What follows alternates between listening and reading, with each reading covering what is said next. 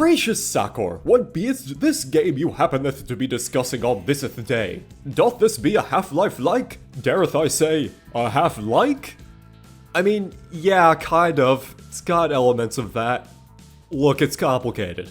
I've once again crawled out of my cave, half awakened wondering why everything's on fire. Not that that has anything to do with the game we're talking about today. Phantom Fury, said to be a sequel to the build engine title Ion Fury, is described as an FPS road trip game stylized in a semi-low poly pixel graphic style. Referencing numerous 3D titles from the late 90s and early 2000s, it released to a very resounding silence, as everyone was too busy spreading democracy on other planets to care. Developed by Slipgate Ironworks with assistance from Phoenix Game Productions, this game might as well be a miracle of a release given everything it had going against it. Thanks in large part to a very vocal, long-term frustration held against the developers, Slipgate Ironworks in particular. To say there was a widespread concern over the quality of the end product would be putting it charitably. Revealed in Realms Deep of 2022, my first witnessing of this trailer hit me with a level of interest that most retro FPS-styled games really fail to capture. I'm a simple man. I crave adventure, explosives, bombastic set pieces, vibrant colors, and all of those boxes were just being checked. What better backdrop than the US of A? Shooting your way through mesas, research centers, secret bases, and big cities. It was, as the kids say, hitting those vibes. And it was set to release in 2023, with the game's demo dropping in early October of the same year. Phantom Fury released on April 23rd in the current year that is 2024, and if we're to discuss anything before we get into the mystery meat and fries of this game, it'll be about why this deadline was pushed. If you're in the retro FPS circle, you might be astutely aware of the doubts that this game would be anything but a disaster on launch. So having played the game 3 times now, the release version, the first patch, and the second patched version, I'm giving you all an early verdict now in the event that there's some waning interest in picking this game up. This is a game I'd characterize as being perfectly fine. Now we're going to get into the problems with it, and while it really shouldn't be necessary for me to say this, it is playable from start to finish, and I only experienced one soft lock, which I doubt even the developers expected anyone to find. Simply telling you it can be played from beginning to end isn't really praise when that shouldn't even be listed on the scale of positives. I expect a game to be playable from start to finish when it releases, so me trying to argue that this game isn't so bad is this uphill battle where I'm finding myself standing next to Sisyphus asking me if this is my first rodeo with the boulder.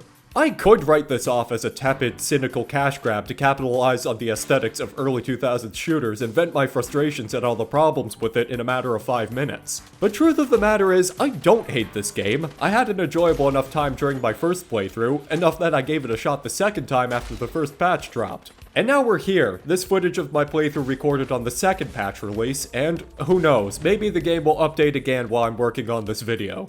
It's more complete now than it was on release, but I have increasing doubts that Slipgate will fix everything that critically requires fixing, or at least could use a little more ironing out.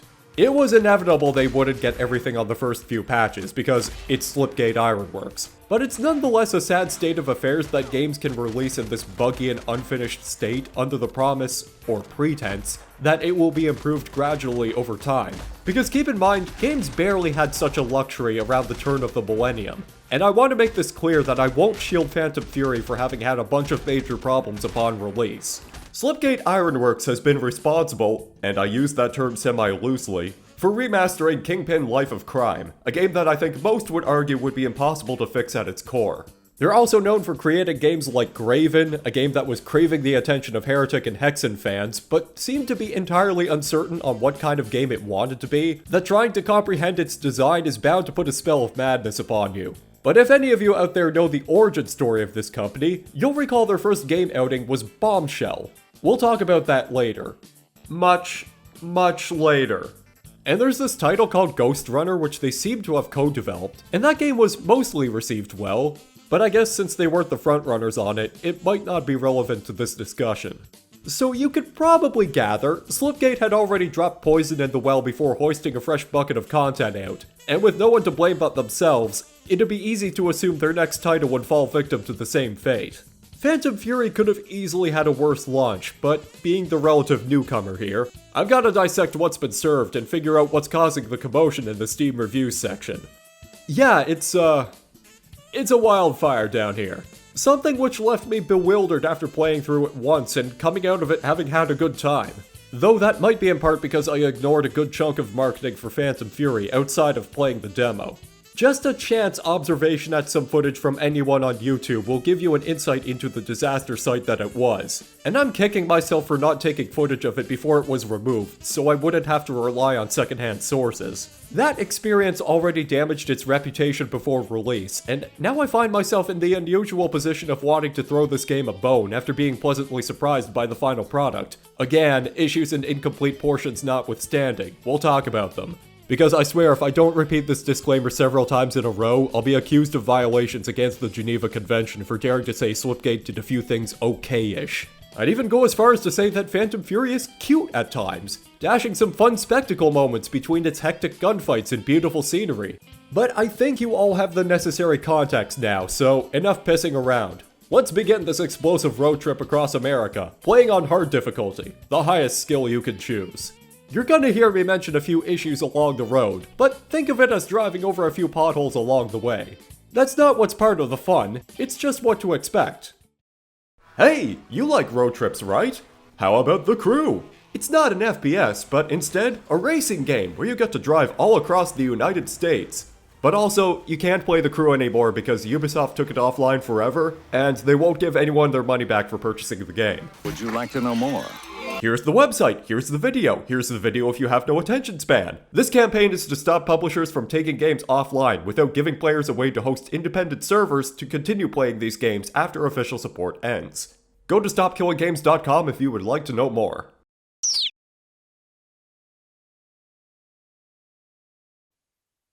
Shelly, you're awake.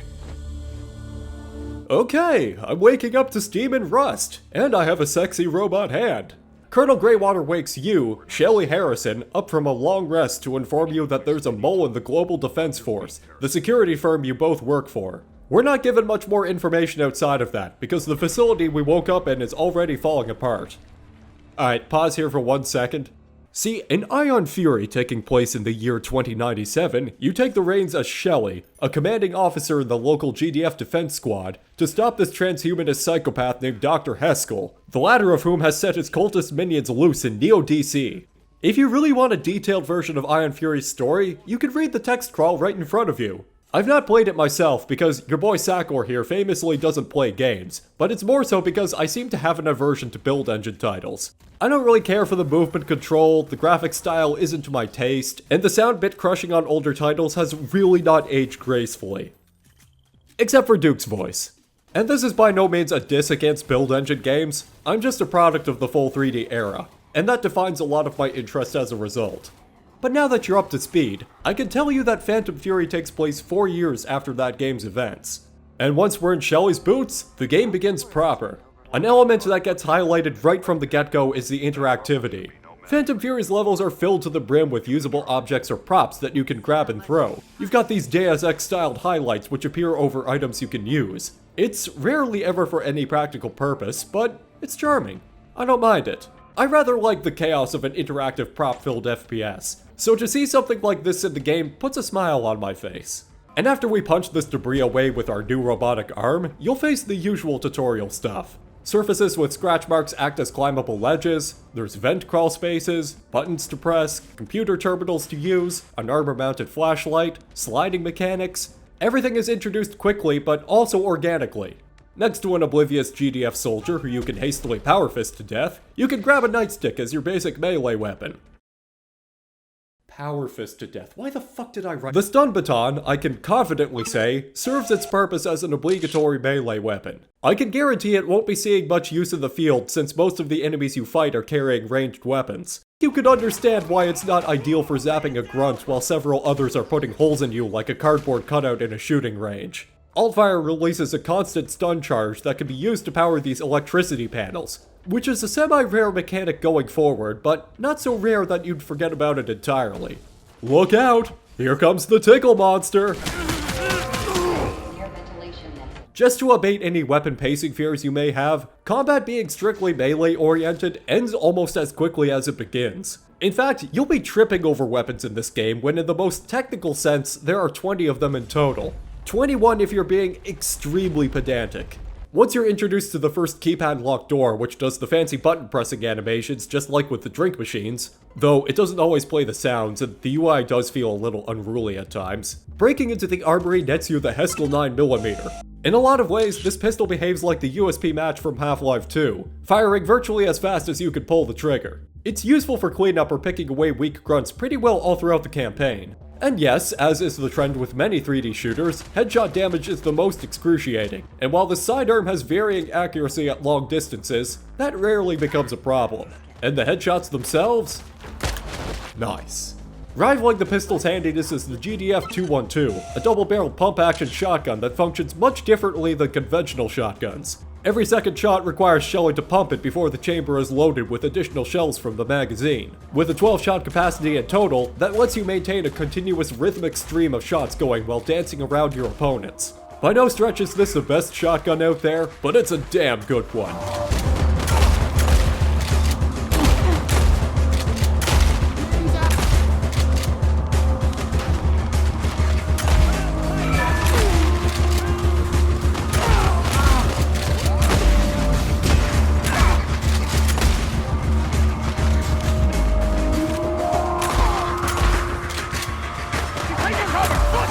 Since we're rocking these two guns, you'll find your first enemies are similarly equipped. Basic GDF grunts with 9mm and shotguns are your introductory enemies with guns.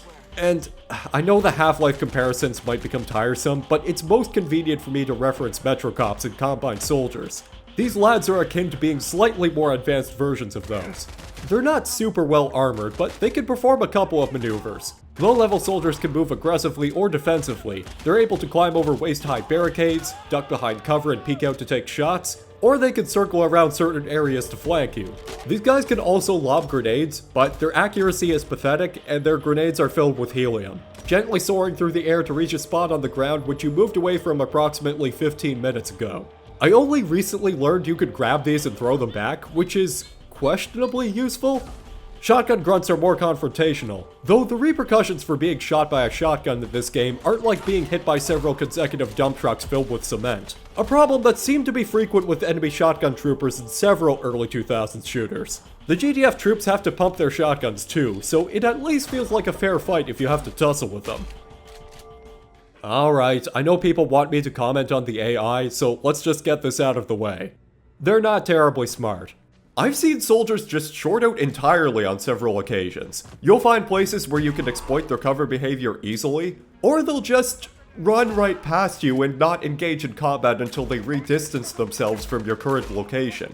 It's a strange concoction of programming that results in the occasional awkward gunfight. There's also a third enemy type that you're introduced to, which is these combat drones. Laser shooting floaters that are easy to pin down, but can become explosive hazards that self-detonate after a few seconds. Shooting them again gets rid of them quickly, but you're also given the option to pick one up and toss it as a makeshift grenade, if you're feeling a little risky.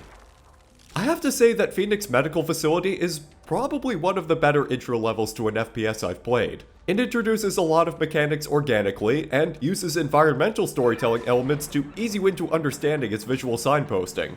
Gamers are very attracted to the color green, and Phantom Fury reinforces points of interest with green lights well throughout. I think there may be a broader discussion to have on whether this is more or less egregious than slapping yellow paint on everything. I don't think either solution is perfect, but in terms of basic progression navigation, I prefer the idiot lights.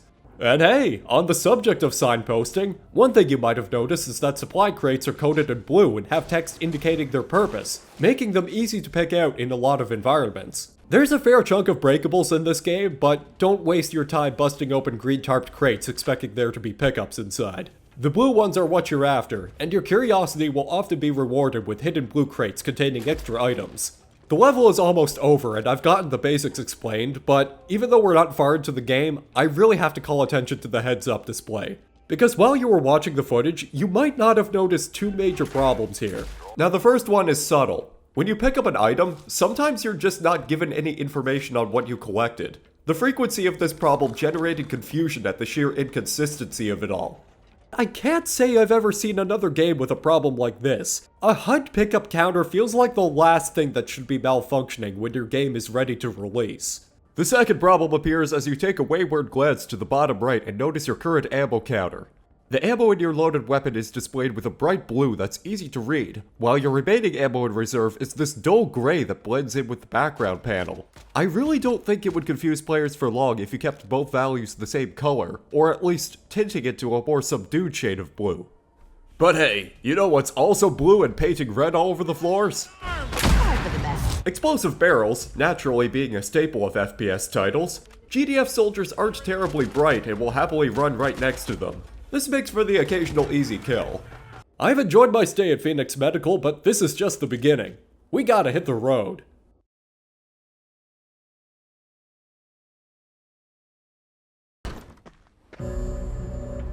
Huh. Something tells me I'm a long way from home.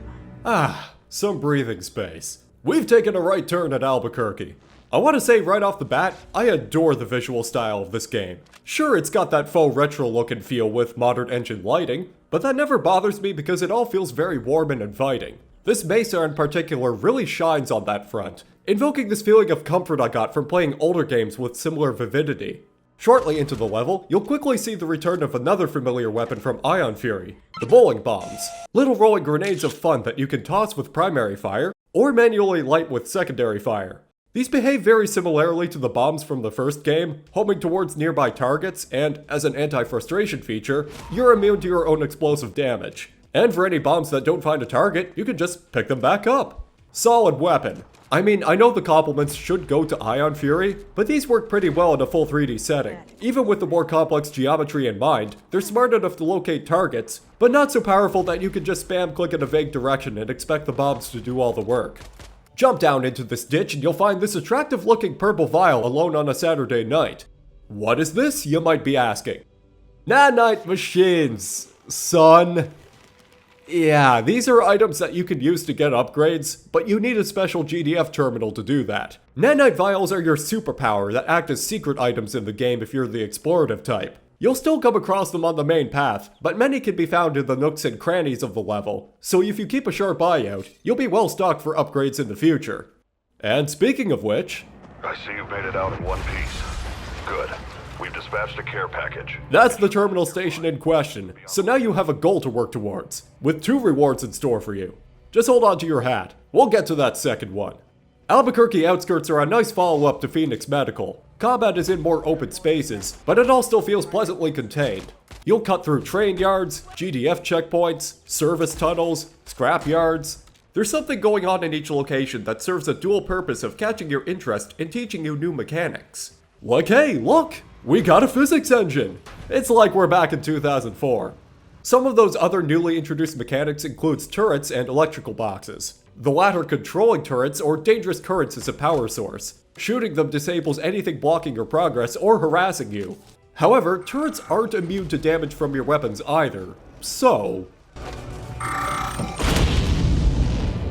Another thing you're gradually introduced to are GDF grunts armed with machine guns, making them the third and final variant of the low-level mooks. They're the middle point between pistol and shotgun guards, able to maintain more constant fire at a distance, but not usually charging you head-on. Now that we've reached the motel, it's worth inspecting the rooms for some supplies, and right in what's left of the luxury suite, you're introduced to upgrade stations. In a minute. See, the Colonel sends you a nice gift package in the form of the Loverboy revolver, followed by some doctor named Crawford butting in to give you your next assignment. We'll have to book it to the White Sands Missile Facility to retrieve a bionic strength upgrade for Shelley's new robotic arm. In designated locations, Mission Control dispatches a station which allows you to buy upgrades, using the nanite clusters we've been picking up. Generally, I think you could get through the game comfortably with just a handful of them, or no upgrades at all if you think you're up to the challenge. Many weapons have at least 2 upgrades, with some exceptions like the nightstick, the shotgun, and a couple others that we haven't picked up yet. If you've bought both weapon upgrades, you could swap between them by pressing M, or you could just untick either one if you want to use your default weapon mode, as some like the pistol's burst fire change how many shots you fire in a single press. Weapon attachments are inexpensive, so if you've been keen on collecting nanite capsules, you'll definitely want to grab the shotgun's flashbang upgrade. This, out of all weapon upgrades, might be one of the most practical options, as it allows you to be much more aggressive in close-range gunfights. I did also grab the pistol stun prod. It's not as good as the shotgun's flashbang, but I wouldn't deem it entirely useless. Anyway, this lovely gentleman named Gus, who owns the motel, overheard our conversation and is willing to give us a lift to the outskirts of the White Sands facility, so long as we provided some cover from incoming GDF troops. Okay, now to show you how the Loverboy works. The Loverboy acts on Half-Life's Magnum logic, being scarily accurate and perfect for nailing GDF troops of any size. But most noteworthy is the weapon's secondary firing mode. By holding down Alt Fire, Shelly fans the hammer. Lining your crosshair on a target will cause a skull icon to appear above that target, up to 3 at maximum. Releasing causes Shelly to lock onto all targets selected sequentially, and nail them with a clean headshot, provided the enemy didn't manage to run to cover in time. And if the enemy is a strong type, she'll automatically fire 2 bullets on that target. It's a beauty. I'd go as far as to say it's downright overpowered at times, making the Loverboy potentially my favorite gun in the whole game. Alright Gus, let's blow this lemonade stand.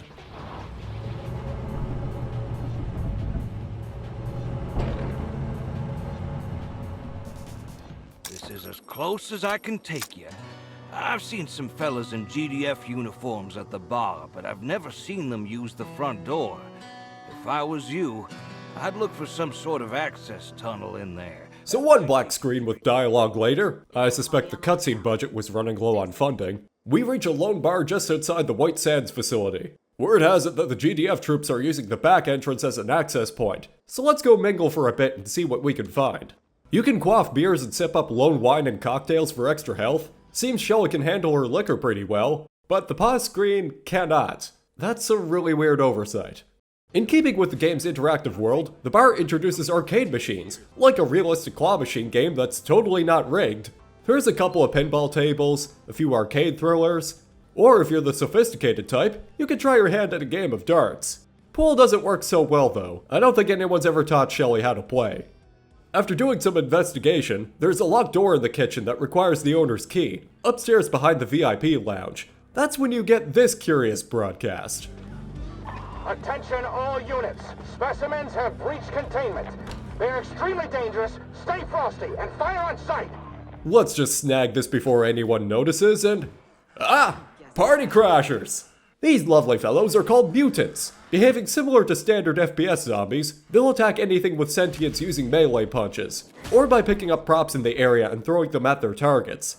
I don't think I've ever seen a game with so many physics props in it that enemies can freely locate, grab, and toss them without bugging out. Ow! You'll find near the entrance to the mines this outline which indicates an explosive charge is needed to clear the debris. This being an ISD, they're one of the few objective-based items that occasionally show up in the campaign. Making a one-time appearance in these mines, this is where I introduce that technicality of a weapon in the form of the mining laser turret. You'll never see these turrets outside of this level, and while there do exist detachable turrets going forward, you'll need a stronger arm to carry them around, which is part of the reason why we're infiltrating White Sands. While trying to navigate out of this junction here, this brute with a monitor jack to his brain bursts out of the wall, fittingly referred to as a brain jack. These guys were a lot tougher in the first release version of this game, which pretty much made the flashbang upgrade for the shotgun essential if you wanted to survive fights against these lugs. It seems some balancing was done to make them less obnoxious in the latest patch. Their lunge attacks are the primary deep dish of pain to deliver to whatever customer they have selected, which is often you, but you can evade these attacks by performing a tactical slide to the left or right. Clearing the mines gives you a nice view of the perimeter outside White Sands, and oh boy, we're at a shooting range. Snipers in this game work similarly to the ones in Half-Life, but the developers here had the courtesy to give them targeting lasers to indicate their line of fire, which is very similar to the snipers from Half-Life 2. So there wasn't really a problem to solve here. Explosives are your best friend. In fact, your only friend in dispatching them, as no Loverboy bullet is going to penetrate those peeking windows. But if you chuck a lit bowling bomb at just the right angle, just like the good old days. Hey, nice sneaker! I wonder who these belong to. Oh. Well, here you go. Now that's a serious skeleton. What?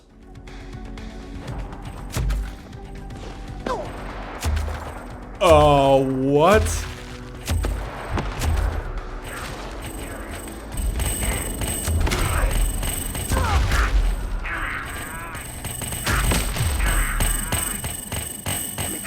I'm just getting warmed up. Mechanisms! It's life. Oil.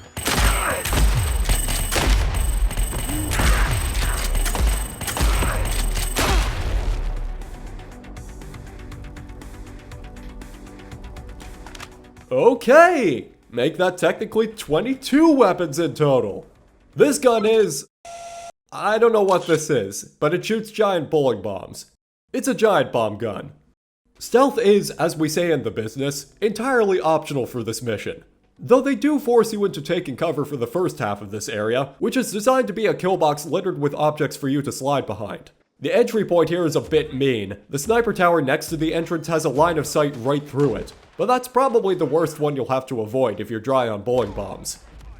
Alright, the sheriff's back in town. I love the look of this abandoned mining town. It really resembles the structure of a Wild West movie set. Maybe that wasn't the intention, but I feel like the level designers should have leaned into it a bit. Maybe have some movie cameras on tripods and some cardboard cutout rocks. It'd complement the scene of trapped snipers gunning down mutants closing in. The other half of this area tries to frighten you with green searchlights, and outside of the one near the gate, there's not terribly much punishment for being spotted by the lights. That GDF chopper flying overhead will drop a few guys to flush you out, but that's a slap on the wrist given our current arsenal.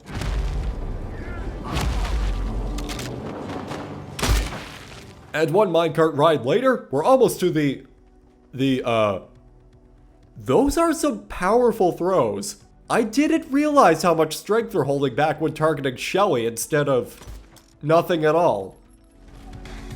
If you're after the keycard, it's on the desk over here. Ah, ventriloquist. Thank you, miss. I'll be taking that keycard for myself. This entire forward operating base is in chaos. Whatever the GDF was doing with these mutant experiments has wrought some major karmic retribution. Whoa, okay. Looks like the stun prod can't be overwritten by a flashbang. Good to know. Come on. A little closer. Electrifying. This is a less common but secondary barrel type, which sprays some kind of electric gel in a fairly wide radius. Wow, talk about being blinded by the light. Well, we made it.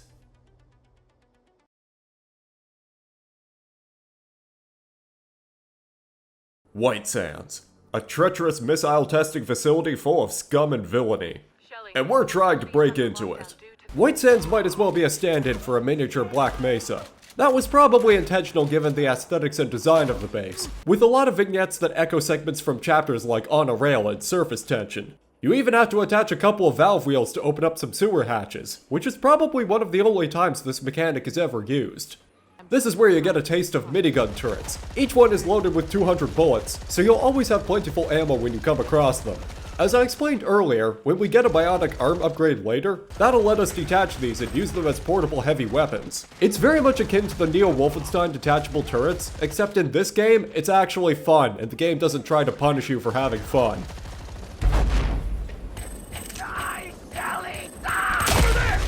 And that right there, that enemy which you totally didn't see earlier, is a zealot. These guys seem to be leftover transhumanist cultists from Ion Fury that were loyal to that game's villain, Jadis Haskell. They're very chatty. Glory to Haskell, glory to Haskell, glory to Haskell. Die!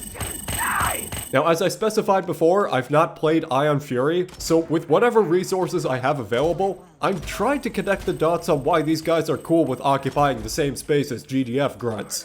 Greywater suspects that Haskell loyalists are after some kind of powerful weapon to get back to their cyborg antics, but if that's the case, why would they be rubbing shoulders with the very faction that was killing their kind a game ago?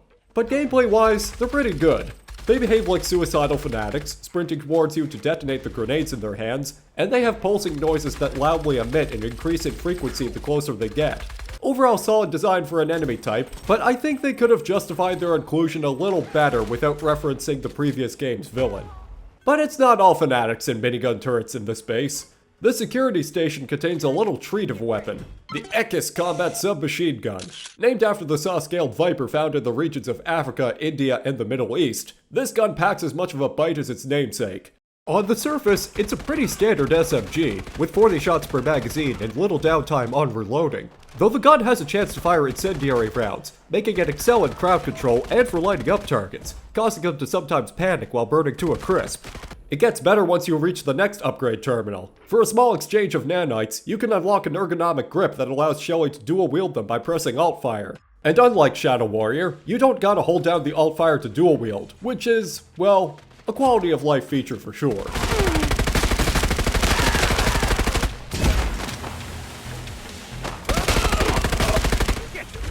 Alright, this door over here is controlled by a security terminal, so we gotta make a detour first. The last waste processing tunnel leads us inside the control tower, where you'll be greeted by a platoon led by this chunky unit called a super soldier. Larger and tougher versions of your standard GDF soldiers, they're equipped with machine guns and shotguns, and are significantly more bloodthirsty than the regular troops. Okay, let's cause some more chaos! Open all the doors, Hal!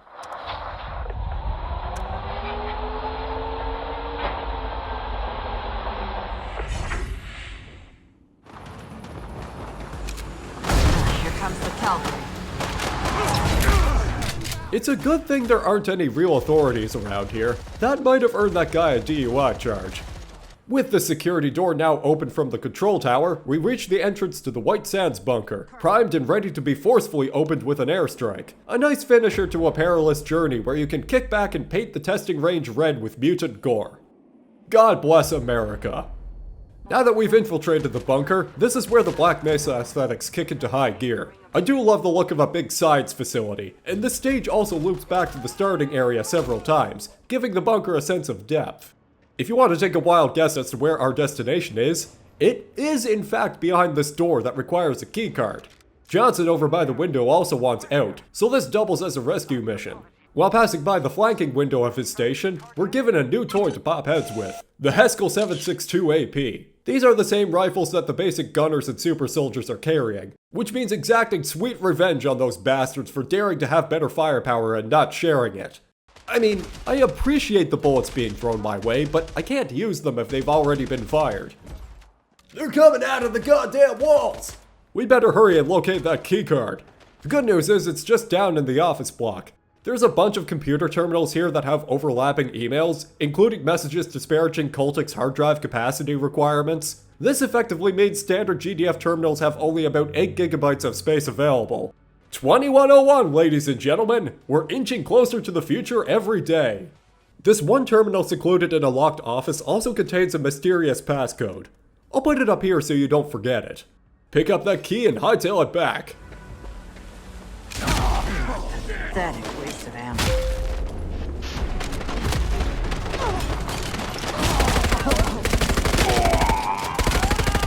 Shoulda dropped in from the ceiling, guys. Better luck next death. Once we're past the security doors, you'll unlock the next tier of bionic arm upgrades, which includes some performance boosts, like faster movement while slinging heavy weapons, and a magnetic shield. I'm also gonna snag the nitrogen grenade for the AP. It's not at all like a conventional grenade. In fact, it's deceptively easy to overshoot it due to the projectile speed. Works better for coating a choke point to inflict gradual cold damage. Johnson tells us there's a maintenance tunnel beneath the missile hatch that can lead us to an escape train further below. So let's not waste any more time. Let's go cap this off and start World War III with a missile launch. But first, punch in that door code here for extra supplies. Most of you may die, but that's a sacrifice I'm willing to make just to get out of this place. Over there!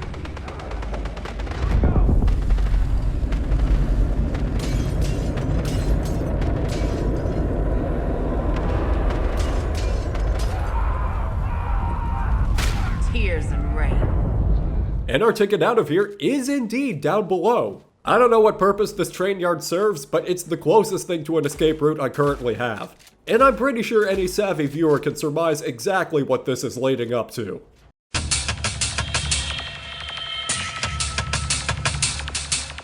One of the core experimental parts of 90s shooters often meant having a level staged in a big moving vehicle like a cruise ship, an airplane, and of course, a runaway train.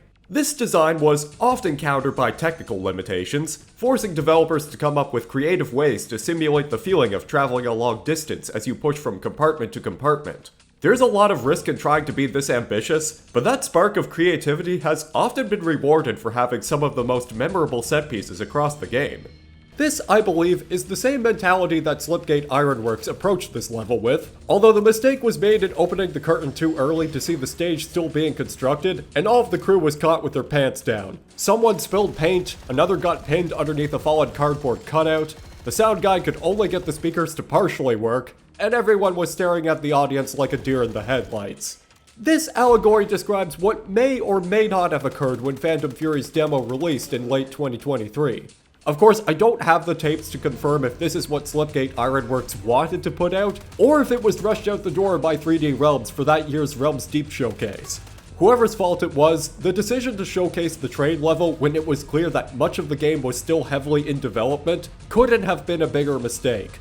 Between the confusing pacing and abundance of newly introduced mechanics, contrasted by issues like AI that barely made a sound, gameplay bugs like the bionic arm disabling use of all other weapons, and various other glitches that just screamed nobody had the courtesy to turn the oven on before placing this product inside of it. It just wasn't worth releasing back then.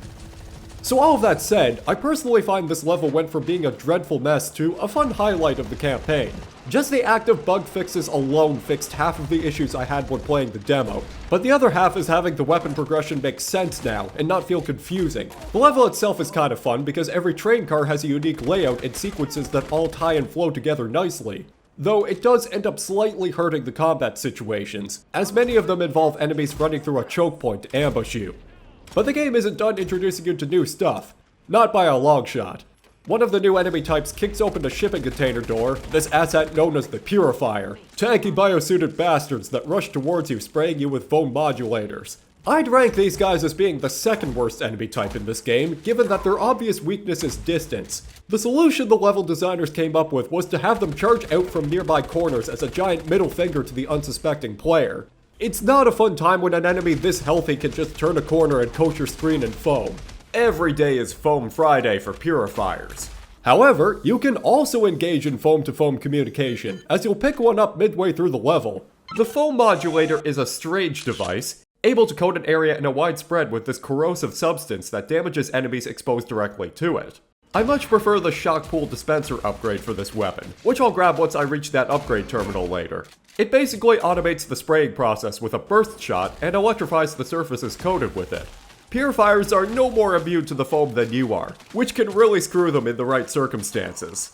Once you reach the front of the train and learn the GDF has planted explosives to try and send Shelly sky high, you're also introduced to GDF storage crates, locked chests containing goods and occasional progression items. These require letter codes to open, though, being honest, you can brute force your way through them just by observing the circle gauge and memorizing the order of letters to press. Now, I have a confession to make. I've been very restrained in ignoring this up until this point, but I gotta pick some nits here. This is something that's annoyed me since playing the demo, and of course, it's gonna annoy me here as well. I know this is gonna be sensitive towards performance, but it honestly baffles me how many modern games just don't even try to do mirrors anymore. Phantom Fury doesn't shy away from its bathrooms. They went as far as detailing them with interactive toilets, sinks, paper towel, and soap dispensers. And then there's just this blurry, ugly mess of a cube map reflection assaulting your eyes when you look at a mirror.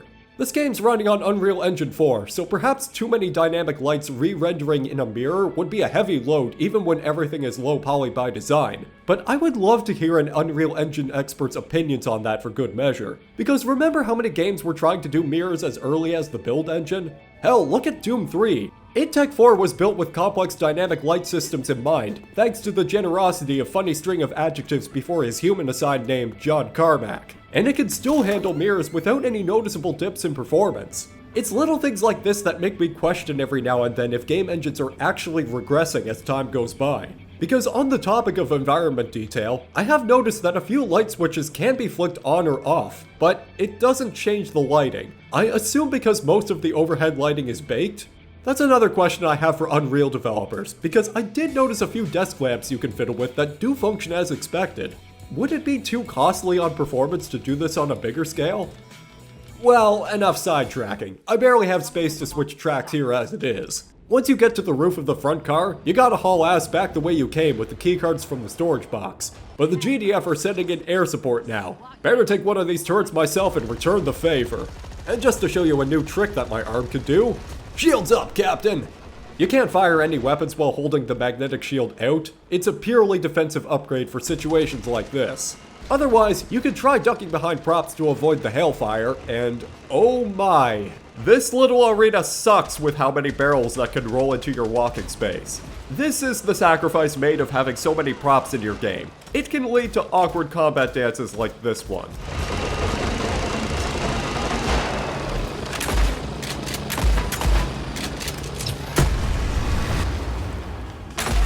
That takes care of that.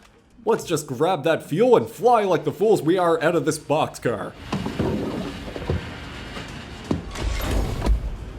Sorry to leave so soon, but your part kind of sucks.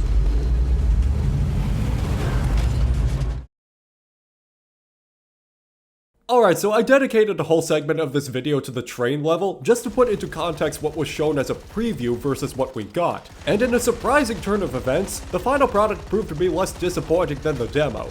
We're just about reaching the halfway point of this game, and conveniently, it's willing to perfectly demonstrate where some of its budget and quality assurance testing did not go towards, and that's this level you're looking at here. Now, I'm not gonna say all of this is bad. In fact, if you were to ask me how I'd rate the forest level overall, I'd say it's about a 5 out of 7. But since rating systems mean nothing, let's get into the roots of it. Shelly has to navigate to her great-grandfather's cabin on the GDF vehicle we just hijacked. Dr. Crawford did some research on Shelly's ancestor and found he'd worked on some kind of experimental weapon called the Demon Core, which is probably what the GDF mole is after. Vehicle sections are almost always my least favorite part in any game of the FPS genre.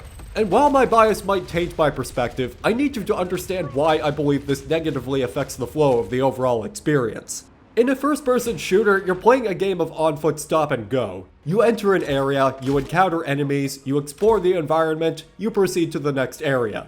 When you throw a vehicle into that mix, it plays around with the core of the design philosophy by giving you a destination in a series of long open stretches of road and terrain. So while this gives the player a break from the constant firefights and lends itself to a bigger sense of scale, this tends to be set back by forcing the player to either ignore the explorative instincts that the game has so far drilled into your head, or else it leads to a frequency of interruptions that impedes your progress on that vehicle, to the point that the inclusion of the vehicle only exists to pad the game out.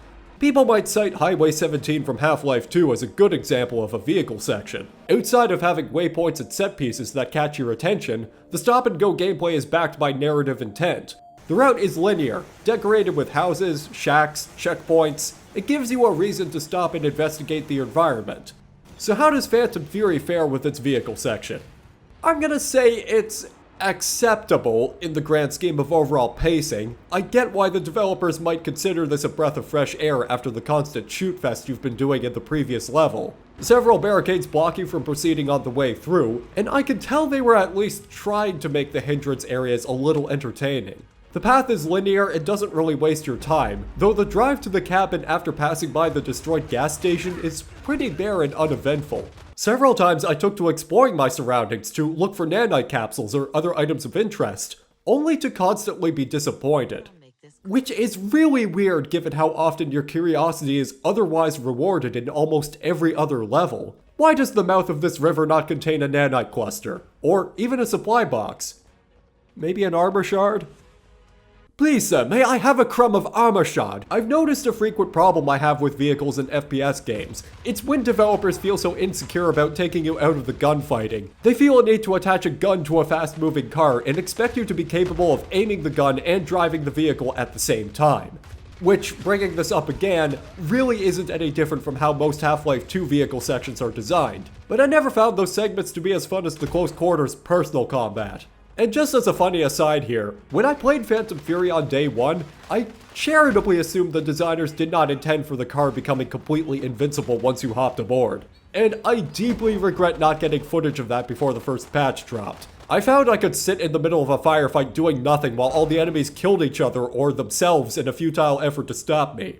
But the other problem is that the on-foot gameplay here is a bit clunky, and the difficulty really takes a sharp increase in some spots. Like there's this turret which I just refuse to fight in fair combat because I have the power of foresight to stand here and empty several cylinders into it before it can activate. And this GDF Jeep around the bend ready to perforate any passerby is also pretty cheap. Not that ammo is ever a problem in this game for getting rid of it, it's just another stationary obstacle with a big health pool that eats bullets for breakfast.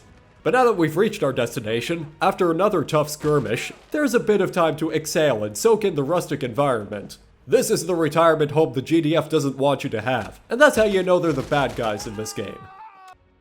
Whoop, power's out. Someone's shut off the electrical panels in that watchtower up the hill. Getting up there is a slog if you aren't prepared. Besides more super troopers ready to force you back the way you came, you'll get more of those foam-sprayed chucklefucks that have no respect for personal space.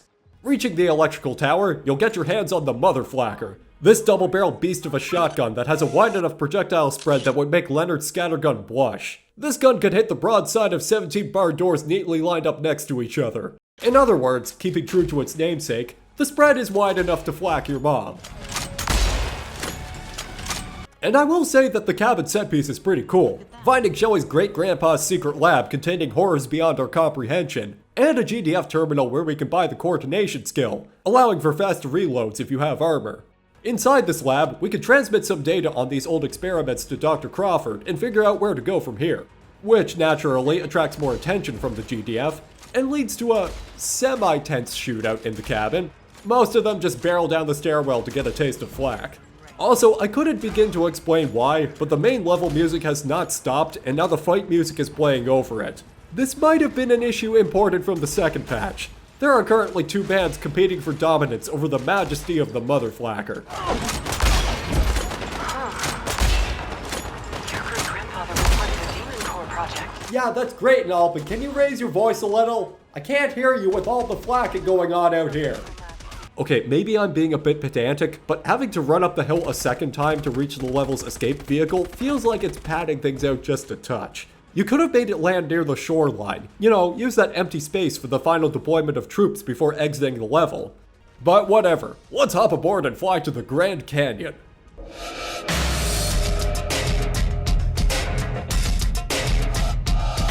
As per the briefing from the last level, Dr. Crawford discovered that Shelly's great-grandfather worked on a suit to handle the Demon Core, after having lost his arm in an incident while working on the device.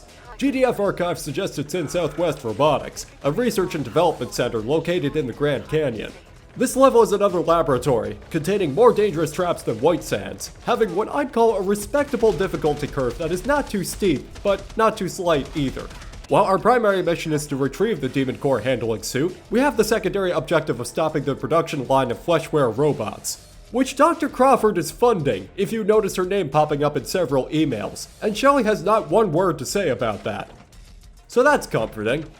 Every science facility in this universe is destined to have some kind of villainous scheme backing its research, and this one is extracting brains from cadavers to power slave robots. If I were to generously estimate, I'd say we're probably about 15 to 20 years away from this project surfacing in the real world. Go science! Well, in keeping track with this being a research base, it's all about that security clearance, meaning we have keycards to collect. Let's begin with the office and conference room tours. Pretty standard workplace overall, though I could do without the helicopter speaking its mind during important executive meetings. Then we're off to robotics, where you can witness revolutionary experiments, like all the ways we could destroy these robots. This will definitely not inspire a robot uprising should they ever gain sentience. That stuff only happens in the movies. And the green key's connected to the R&D door. This keypad over here might confuse you. The terminal with the code relevant to it has a cryptic hint related to the day the facility received this strange robot. And I don't want to spoil it, but the code is 3920 and it's an Ultrakill reference. R&D is where the real funding is at. The science team working in the lab creating these fleshware bots also thought it prudent to develop a weapon that can pulverize them. That weapon being the Micro Stinger, Phantom Fury's version of a rocket launcher. This baby's loaded with 9 missiles per drum, making it effective for long-term use. Though as expected, it's quite dangerous to the operator in close proximity. I didn't discover this until my second playthrough, but this weapon actually has an alt-fire that shoots a volley of 3 missiles in quick succession, which makes it ludicrously powerful against clumped together squads or really dangerous mooks. And I'm kicking myself for not realizing that sooner. Like what, was hitting all fire gonna activate a targeting laser? I genuinely did not think to do this. Honestly, this weapon doesn't even need any upgrades. It's perfect the way it is. Let's grab some supplies in this collapsed tunnel and scurry on back to the other side, where we can wreak havoc. Where we can redo this section, with feeling this time, and then we can wreak havoc in the maintenance tunnels. The GDF is up to their old tricks, burrowing like a tick deep into the heart of the Grand Canyon. There will be no disrespecting of ancient American rock in this house. Only I'm allowed to do that, with these explosives I found. This'll solve our production line problem once we double back to the command center. Just gotta clear out a few more rooms with our trusty bazooka here.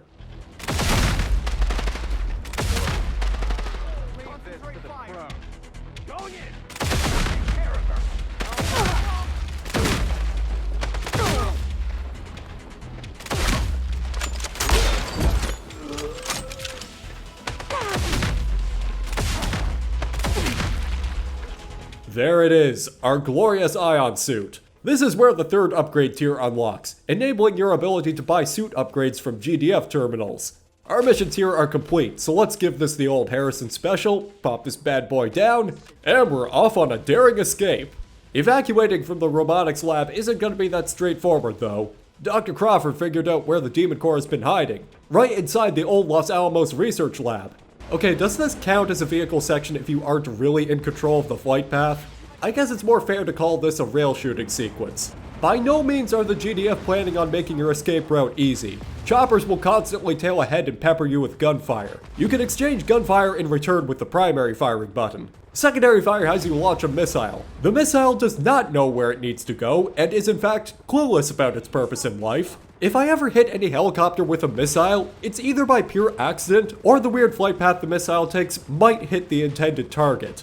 It's pretty much a Hail Mary shot. 3 Hail Mary shots before your chopper has to take a few seconds to restock. I've been informed that these are meant to home in on targets after shot, but I'm guessing the proximity in which the missile is to an enemy chopper has to be pretty close for the homing to actually do its job. The helicopter's shield is also a factor in all this, because if you get careless or overwhelmed by your pursuers, you'll crash and burn. I mean, you'll crash and burn before the level deems it acceptable, which is at the end of the final stretch towards the Los Alamos base. Shield replenished.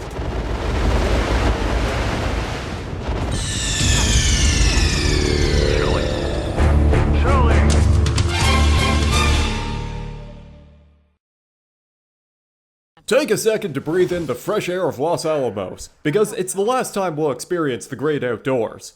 This is also the level where you could practice some swimming, which doesn't really feel like it's been fully integrated yet. It's a bit floatier than what you'd expect for how an FPS handles swimming physics. Holding the jump button doesn't appear to cause you to swim up unless you're also looking up at the same time. And holding down sprint is also necessary if you want to swim faster. Otherwise, it's like you're wading through an anti-gravity chamber.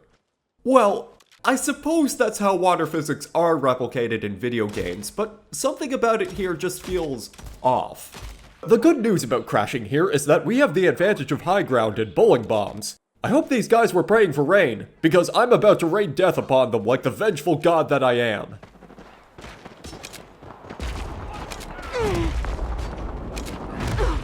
Do your worst. It won't be enough.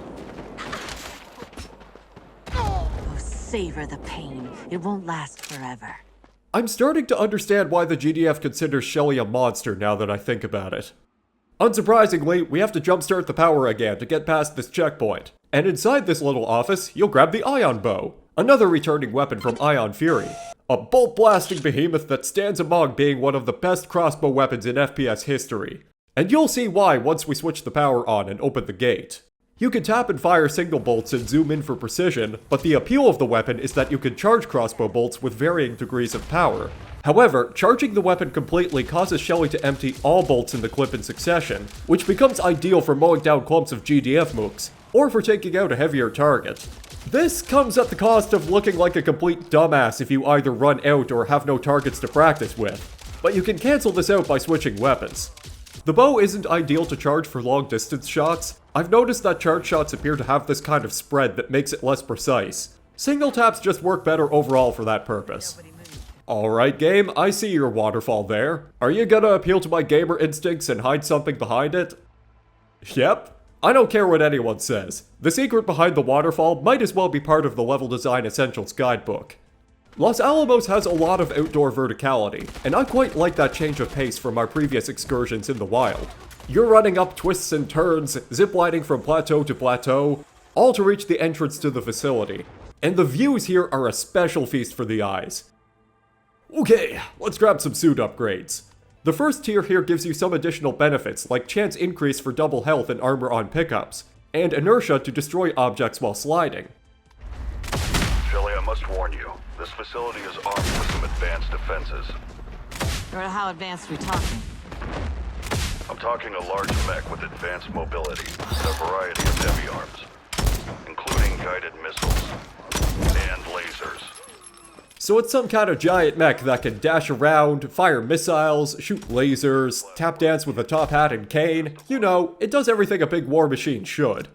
Well, to get in there, we have to breach the security checkpoint, and that requires a utility item locked inside one of these stations. Well, let's just do as any obedient player would and follow the green fire, zip line over here, and grab the mech can opener. A humorously dubbed, albeit undependable buzzsaw used for cutting through steel beams. The can opener requires battery charges, as it can spend all 100 units of energy within seconds.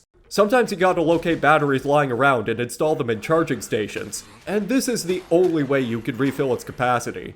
This, unfortunately, places the can opener in the lowest tier of weapons, as while it can shred an enemy near instantaneously, the battery cost is just too high to justify long-term use. And with recharge stations only being in fixed locations, you're better off saving that fuel just to cut through door blocks. And I sure as hell don't want to get within punching distance of these heavy gunners. I got Stinger missiles in reserve for those. Heavy gunners are exactly what it says on the tin. Large fellows with large miniguns that can be a big stopping block without sufficient firepower. And I've got that in spades by this point. I fear no bullet. Enough of these clowns. Time to break into this joint and force that mech the Colonel was warning us about to its knees. Those GDF choppers we sent to Valhalla? Weak. The Los Alamos Defender? Metal Gear on acid. The Defender is no slouch, and this boss encounter should properly train you in the art of rapid sliding and shielding yourself from oncoming fire. The scariest attack is not the lasers, the fireballs, the plasma, or anything of the sorts that you can evade with ease. No, its scariest attack is when it dashes towards you. A mechanical beast of this size has no business maneuvering like this. But its tricks don't just stop with offensive capabilities. It can also toss smoke grenades to obscure your vision in certain areas, or it can pop up a bubble shield to protect itself temporarily. This mech is a full package of pain delivered in express, plus shipping and handling. However, in a surprising turn of events, the boss does actually get weaker in combat ability the more you damage it, to the point where it can't even move from a standing position anymore. How about a little love tap, partner?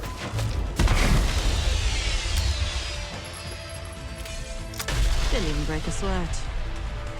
So I was taking a gander in the art book for this game after playing through it, and first of all, I don't think I've ever seen an art book with image load times longer than in-game load times. That's kind of impressive. The second thing I learned is one of the designers from Resident Evil had worked on this game, and made a lot of contributions to the Los Alamos facility. Now's my time to call upon the experts. Resident Evil players!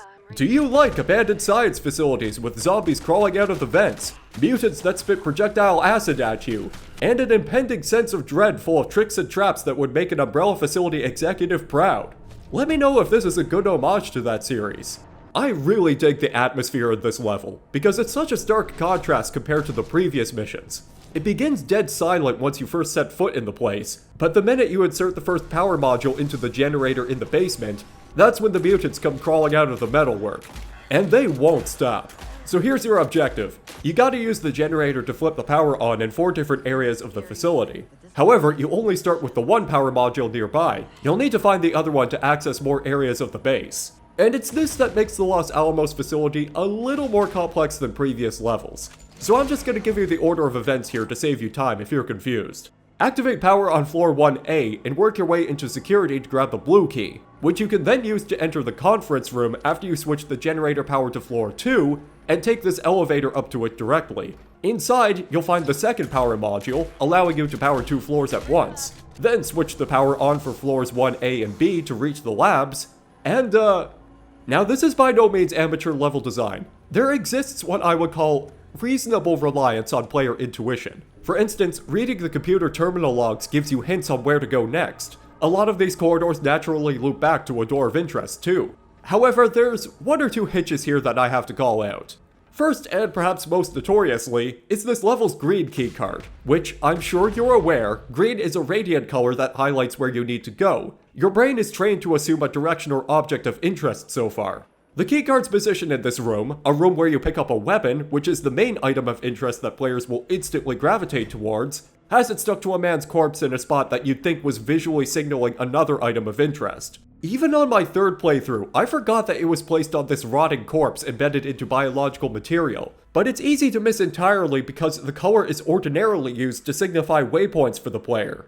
And that obligatory biological weapon in our hands is the bile spitter, an organism that spits out bioprojectiles that bounce onto various targets and tears them apart. And it naturally regenerates ammo every couple of seconds, making it one of the few infinite ammo projectile weapons in the game. This can help solve your mutant problem because it also introduces the bile mutants, test subjects with honeycomb-like stomach structures that vomit out the same bile as a spray attack. These guys are a little wacky with how they move. They generally prefer to avoid melee combat and choose to flank you at medium range.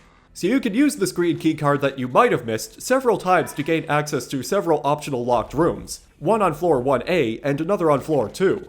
The progression path requires you to direct power to the basement. The next hurdle of navigation comes from having to locate the red keycard, which is up in a security station near an acid containment loading dock, but you gotta dig your way into another station to fill it up first.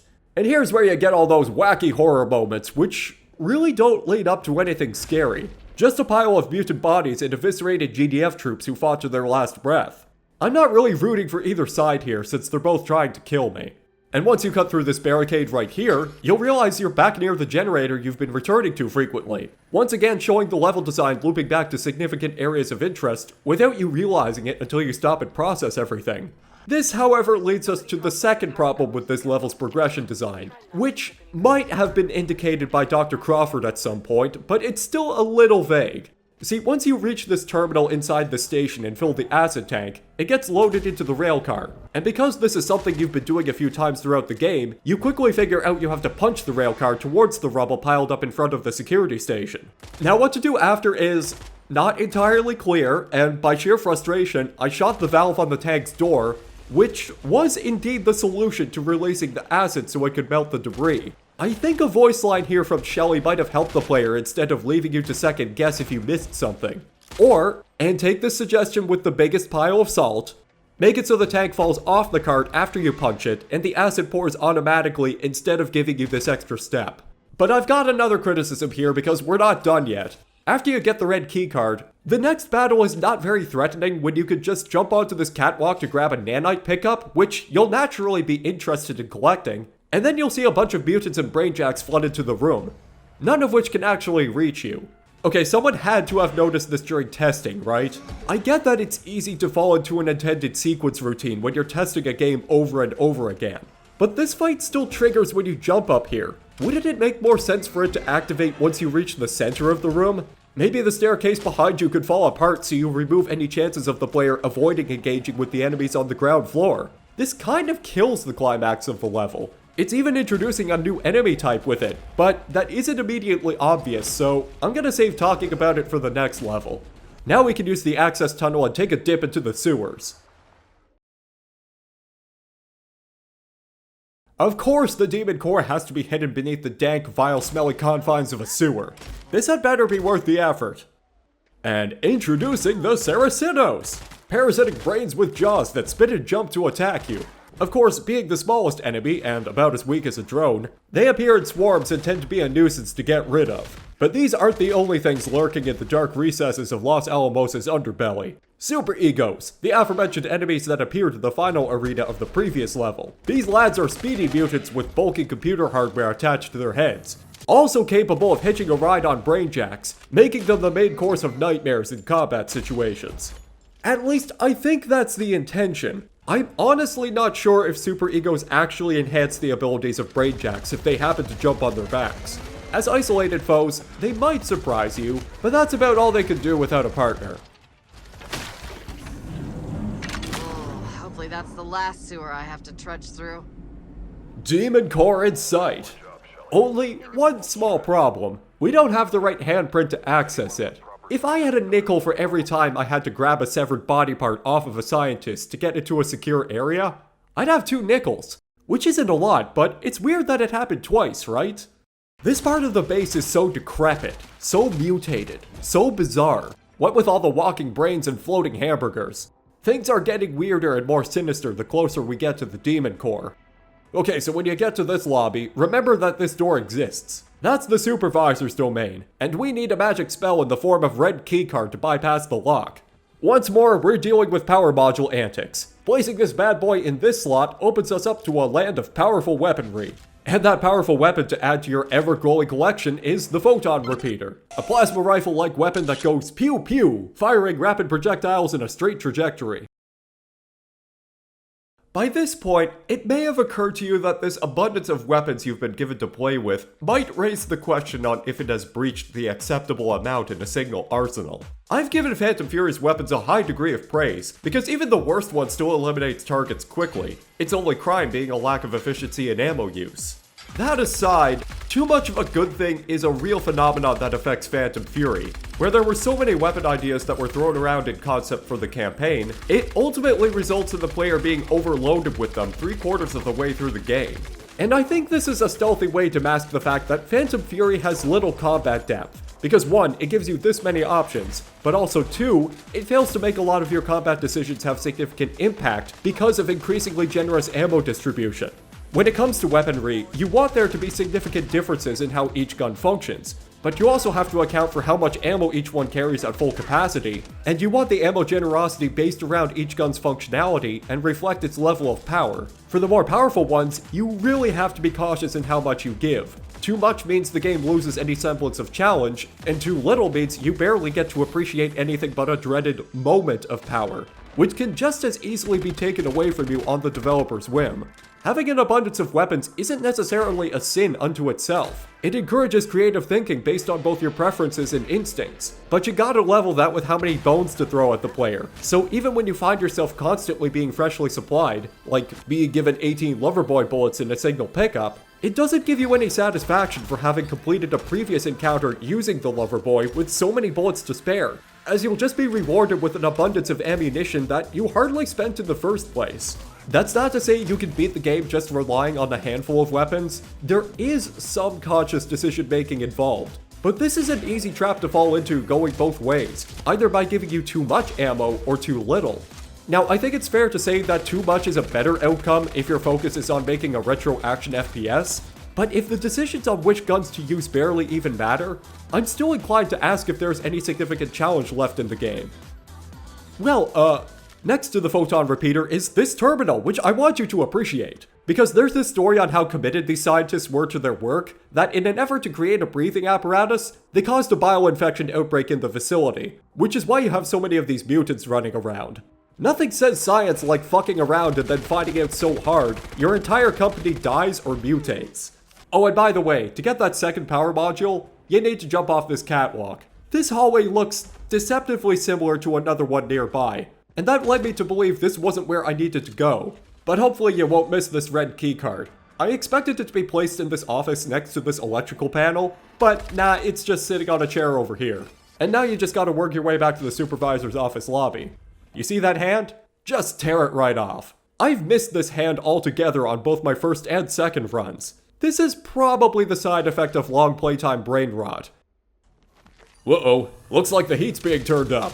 Sorry fellas, I've got a demon core to secure.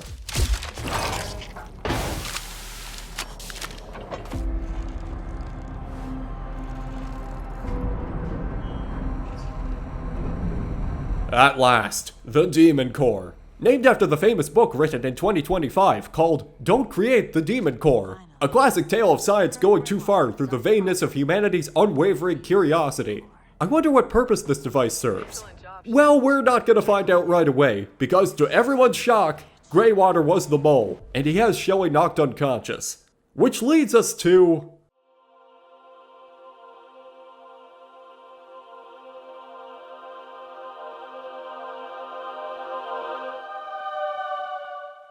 reality is breaking down around Shelly's world. We're in a dream sequence.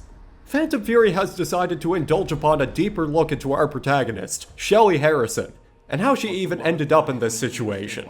We're given some pretty heady backstory here, like her home life with her boyfriend, a bomb defusal going south, being dressed down for her failures by Colonel Greywater. Well, that part's probably more of the dream affecting her than anything, but... look, I couldn't even begin to express how out of left field this entire sequence is. It may be more apt to say this came right out of the stadium. Hell, probably out of another state. And it hits you with the subtlety of a baseball to the head, all of which is tied to this melodramatic feeling of inner trauma Shelly is going through for the incident that cost not just her arm, but also her whole team and lover in the process. This is what the weight of sin looks like.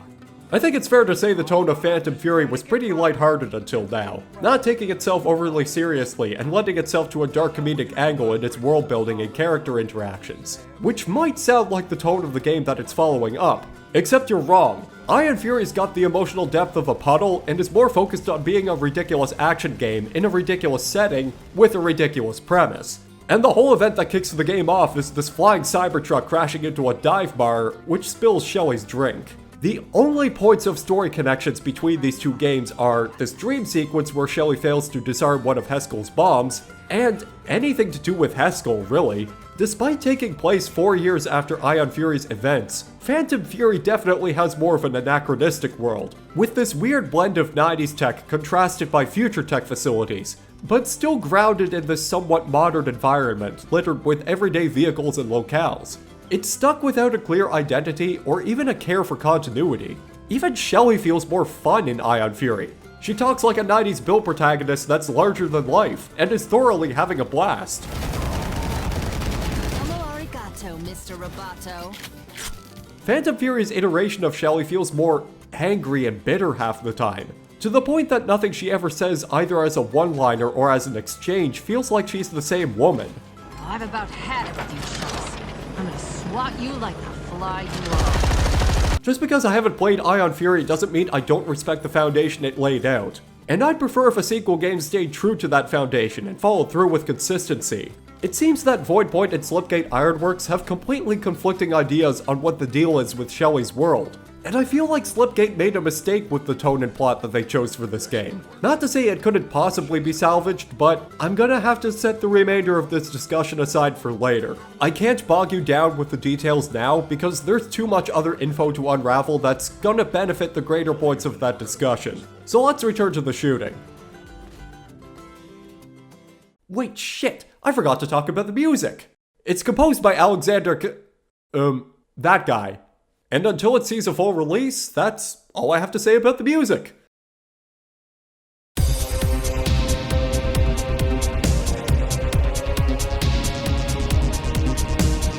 So you wake up in your jail cell with a pretty clear idea on what happened yesterday afternoon. And all it takes is some gentle persuasion for the scientist to unlock your door.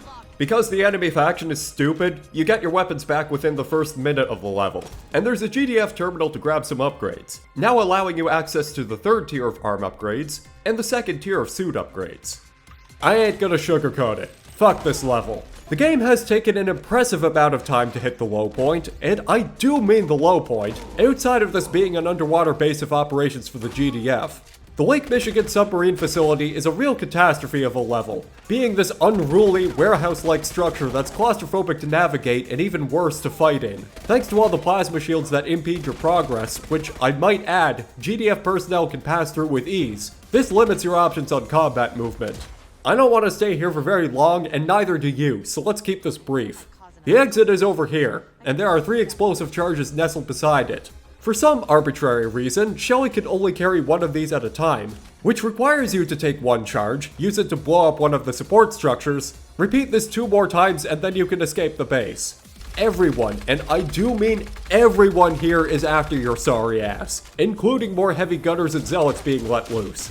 This is also where the campaign introduces assassins, hooded soldiers armed with nightsticks and cloaking devices. I think knives would have been more efficient, but hey, there's only so many war crimes the GDF can commit on a budget. This just gives you a fighting chance. Assassins are not fun. They're especially not fun being combined with other enemies, which makes their introduction feel like a giant fuck you to the player. Now, despite my distaste for the layout of this level, having a section where it seems like there aren't any soldiers to fight, only for assassins to start pouring in from several directions to ambush you, would be much more appropriate and fitting for this context. It's not fun pacing to suddenly have to deal with a horde of this new enemy type while you're juggling several other dangerous enemies, on top of the enemy placement just being plain cruel. Have another purifier run around the corner and spray foam in your face. Whoop! There's another drone that spawned beside you. Get exploded by a Heskel fanatic. Just die. This level just wants you to die. Take some solace in this plasma cannon nestled underwater, another experimental heavy weapon that shoots massive explosive plasma balls in an arc, effectively being a substitute grenade launcher that acts as your alternative to the micro stinger. Have a taste of my electrified purple balls.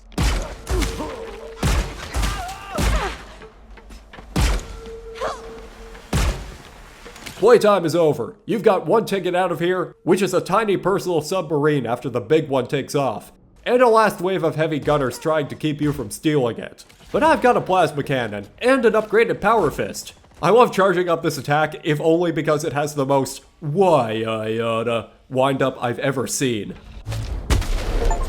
Wait, what? Defeat a heavy soldier only using the stun baton. Fine, sure, game. Alright, we found it. Let's get the hell out of this nightmare and...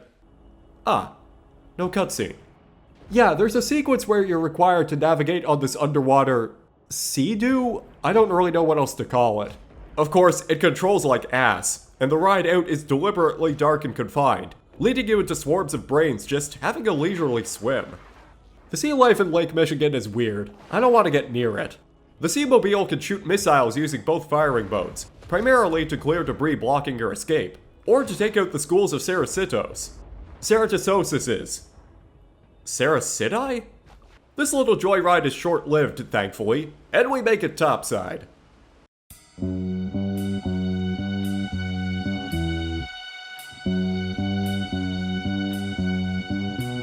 Finally, the surface. Take in the savory smell of Chicago on fire. In other words, it's another Tuesday for Chicago. The good news is, this is the final sewer section in the game. It's crawling with fresh victims of Greywater's ever-growing army of the undead.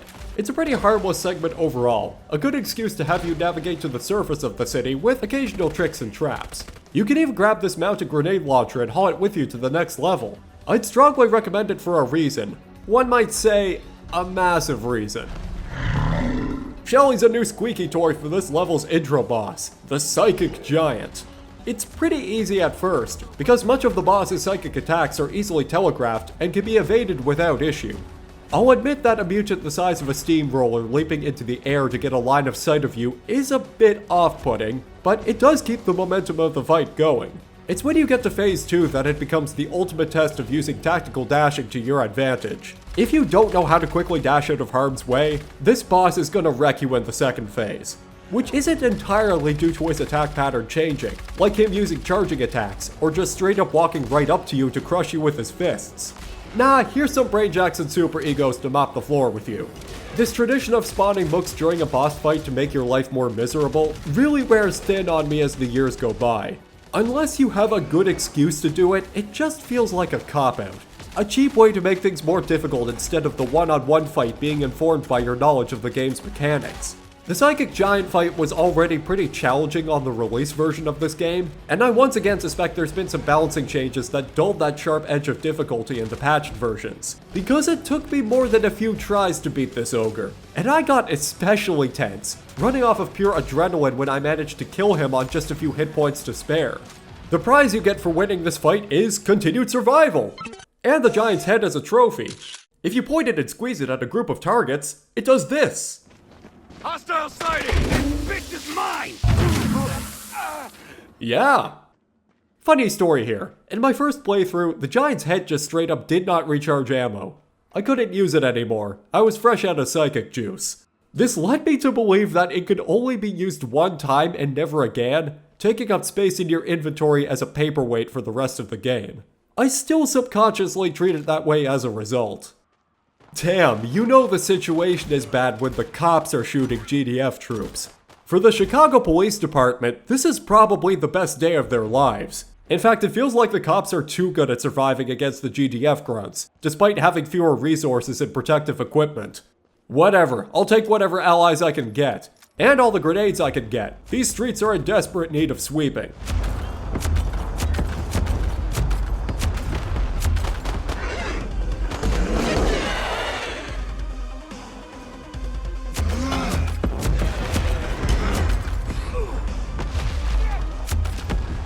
News 48, predicting the future. Yeah, I bet they couldn't have predicted this. It's gonna be a long route to reach where Greywater is hiding. The streets of Chicago are lengthy, and I do mean lengthy. Covered with busted vehicles, rubble, and burning debris, interlaced with some vignettes and miniature set pieces for you to look at or interact with. Chicago on Fire feels like what you would get if developers of shooters in the early 2000s had powerful technology to replicate a modern US metropolis. But this fails to account for how mechanically dull it can be when much of the gameplay revolves around combat on wide flat streets. The set pieces could be taking advantage of potential elements, say if you had to navigate in and out of a collapsed building, or climb up an apartment stairwell to jump between offices. You know, having some variance by going in and out of the streets and using occasional verticality to give you that sense that you're in a war zone. I get that you want to show off your fancy new enemy tank that can pulverize you in one shot, but it doesn't impress me much when it can barely move outside its intended navigation zone. Reprogrammer bots, the final enemy of the game, are absolutely pathetic and should have been cut. They exist for the purpose of being bullet sponges to give you a false sense of danger, only they're constantly defeated by basic level geometry. There's simply nothing to this with such an unimpressive display of an enemy type that would otherwise work as a mini-boss, had this environment been designed to be more dynamic in nature. Things like this, combined with missing details here, give me this notion that this was barely polished in time for release. There are some areas just missing invisible walls entirely, which force you to commit death via cannonballing into Chicago water, and sometimes you'll just see geometry floating in areas of interest. I get the level is big. Too big to justify itself as a single stage. But this lack of attention to detail in comparison to previous levels is making me think that this was an absolute nightmare to design and put into the game. In addition to this, I have to stress that the core gameplay is a frustrating sequence of peaks and valleys. Most encounters aren't interesting or engaging. You'll find many of the roads in between points of interest are barren or spawn a few enemies to justify some sense of action. They put a lot of work into areas like the park and the Chicago Mall, especially with the mall having a lot of cute shops and Easter eggs. And while much more attention was paid to these zones, it nonetheless hurts the overall experience because these isolated points of interest don't provide any significant challenge either. Come on.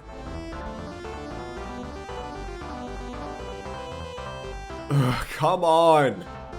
Half of the time, these fights consist of waves of bad guys running around a corner into your line of fire. If all you have left is enemy bum rush inside these narrow choke points, then it's at best the design of the location neutering the possibilities for interesting enemy encounters, and at worst, it's fundamentally boring and artificially challenging, something which should have been scrapped and redone entirely.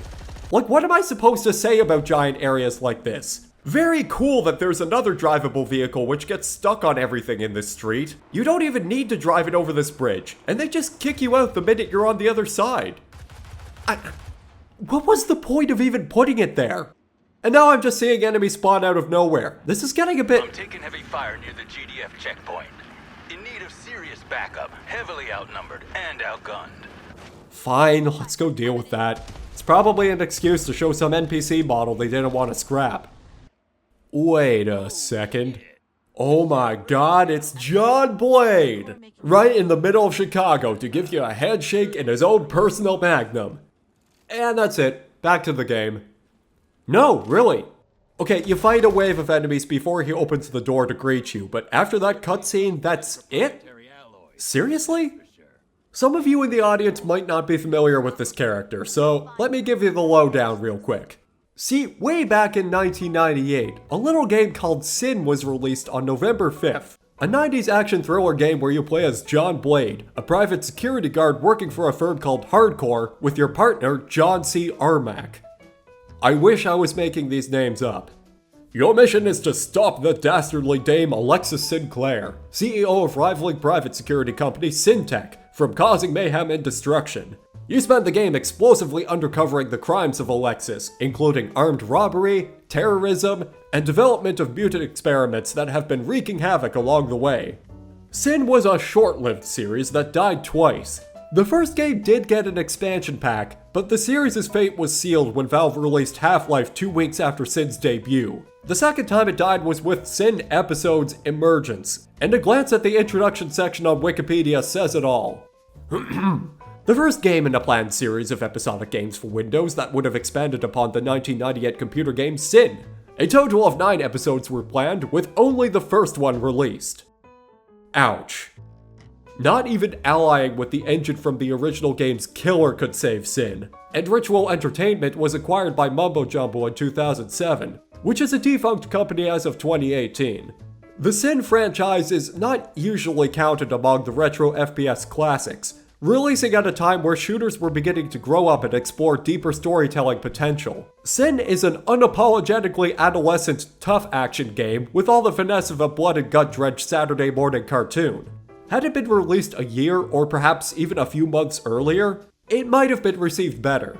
It's a prime example of a cult-following FPS that luckily did see a modern re-release, and in addition to that, a remaster on an updated engine that isn't the Quake 2 engine has been planned, both courtesy of Night Dive Studios. But there's always a but. The latter seems to be on indefinite hold at the time of me making this video.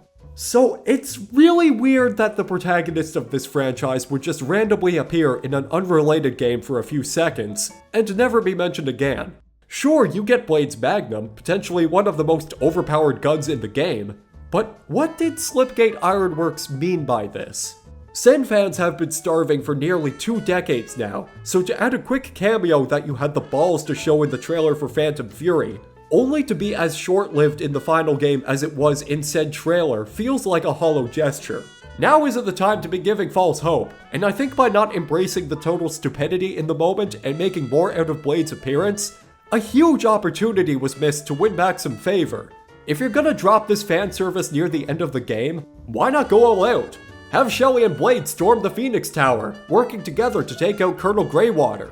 To my knowledge, Eric Mills has not been doing any other major voice acting since working on Sin. The fact that he came back to voice Blade for this game tells me that he must not be charging very high to reprise his role.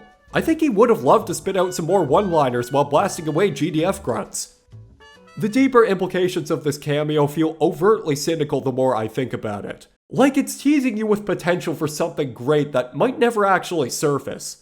I don't expect Night Dive to take on the responsibility of crafting a new Sin title when their planned remaster is still stuck in limbo. And I can't say that Slipgate has earned my trust to try their hand at a Sin game, when most of their other games, including this one, are struggling to satisfy any audience. If you're this insecure about the success of your game, that you need to shove a character from an unrelated defunct franchise into the penultimate level as nostalgia bait, then that tells me you weren't even ready to take on this kind of project in the first place. Especially since the Chicago level is still going. As I was saying, the connecting tissue between these set pieces is poorly stitched together in execution. Ditching the tighter and compact level designs from before and presenting this wide open spectacle does not complement the core gameplay, which has prior to been defined by close quarters ambushes. Throwing a thick layer of fog over this one zone does little to negate that problem. If anything, this is just plain frustrating. But at least, we finally reached the Phoenix Tower. And there is no universe out there where I'm willing to treat this arena with respect. I'm picking a camping spot down here, and I'm staying there until all those Heskelites are 6 feet under. Need a breather. Care to join? Absolutely. We can split a deep dish. Split.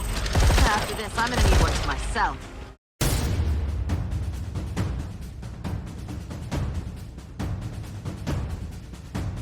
Alright, the Phoenix Tower. The final obstacle before our climactic showdown with Colonel Greywater. This is a treacherous climb, complete with a bunch of elevator parties that can feel a bit cheap at times, especially on the first playthrough. But that aside, I actually like this level. It's fun at times, making use of the whole space inside each floor, keeping you on your feet and watching your flank. This is where Phantom Fury shines when it comes to verticality. Like a phoenix rising from the ashes, I'm prepared to deliver swift vengeance. Thus begins our final ascent. Let's give 'em hell, Shelly.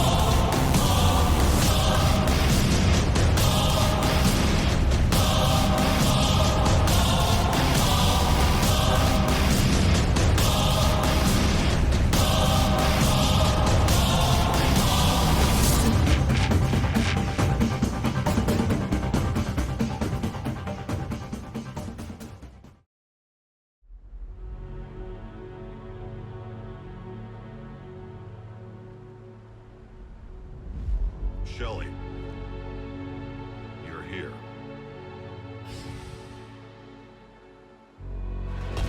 I'm putting an end to this. I don't want to fight you on this. No, I've seen what you've done already. Normal people just trying to get through life, now wondering if they'll make it through the night. People dying for no reason just because you want your own master race. You're not taking any more lives tonight, William. I was hoping it wouldn't come to this. Shelly, I don't want to kill you. But I will. Here we go. Final boss time. I've been reserving Blades Magnum rounds for this special occasion, so let's give it a whirl. Blades Magnum is a beast. It's the god mode of pistols, stronger than the Loverboy and packing 10 elephant rounds per magazine. It's the perfect candidate for dishonorably discharging Colonel Greywater. And Greywater is an okay fight. He's got a lot of interesting moves, including spraying laser fire, dashing, melee punches, super jumps, and having heart attacks. He's a basket and a half of pain. At least I would assume so if he didn't get stuck behind a lot of geometry. I think his abilities are somewhat hampered by the layout of this room. The penthouse is definitely not a conventional arena for a boss fight. Once you plug enough holes into him, he escapes in a cloud of smoke, and then his backup squad rolls in. At least the fight had the decency to not spawn the enemies in the middle of combat, so I'll let this one slide. I gotta be honest, phase 2 is probably easier than the first phase. Now there are 2 staircases instead of 1. That's more than enough to confuse the tough old bastard.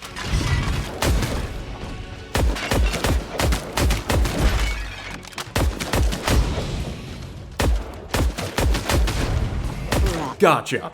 I'm confiscating that keycard. You're too dead to hold on to it. Shove it in this reader and let's go disarm that demon bomb.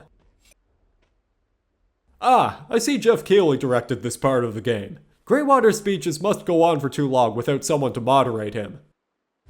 Not this again.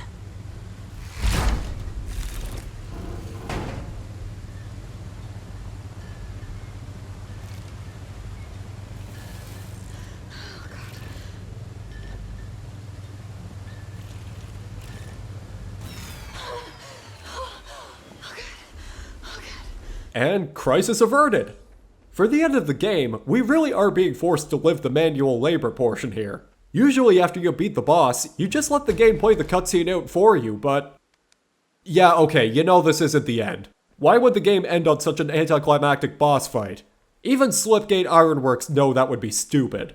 Let's hightail it over to the building where Crawford was hiding, which is conveniently right next door to us. And Crawford is pleased that we killed Greywater, but she's also a total simp for the late Jadis Heskel. So she wants to kill us too. Time for the final boss. And really, a mech as a final boss is just straight up more cool. This beast can shoot projectile bullets, targeted missiles with patterns marked on the ground, a flamethrower for close quarters defense, and a barrier shield for emergencies. Overall, I wouldn't rate this fight any more or less difficult than Greywater. The arena layout on this building is more exposed, which keeps the tensions high. Spectacle was probably the priority here over the intuitiveness of the boss fight, but listen, I'll gladly take a mildly challenging final boss over a stress-inducing, save-scum-encouraging final boss. The spectacle over challenge aspect really becomes apparent the moment Crawford jumps to this specific part of the building and stands completely still. She's clearly setting herself up for the finishing move, and I'll gladly deliver.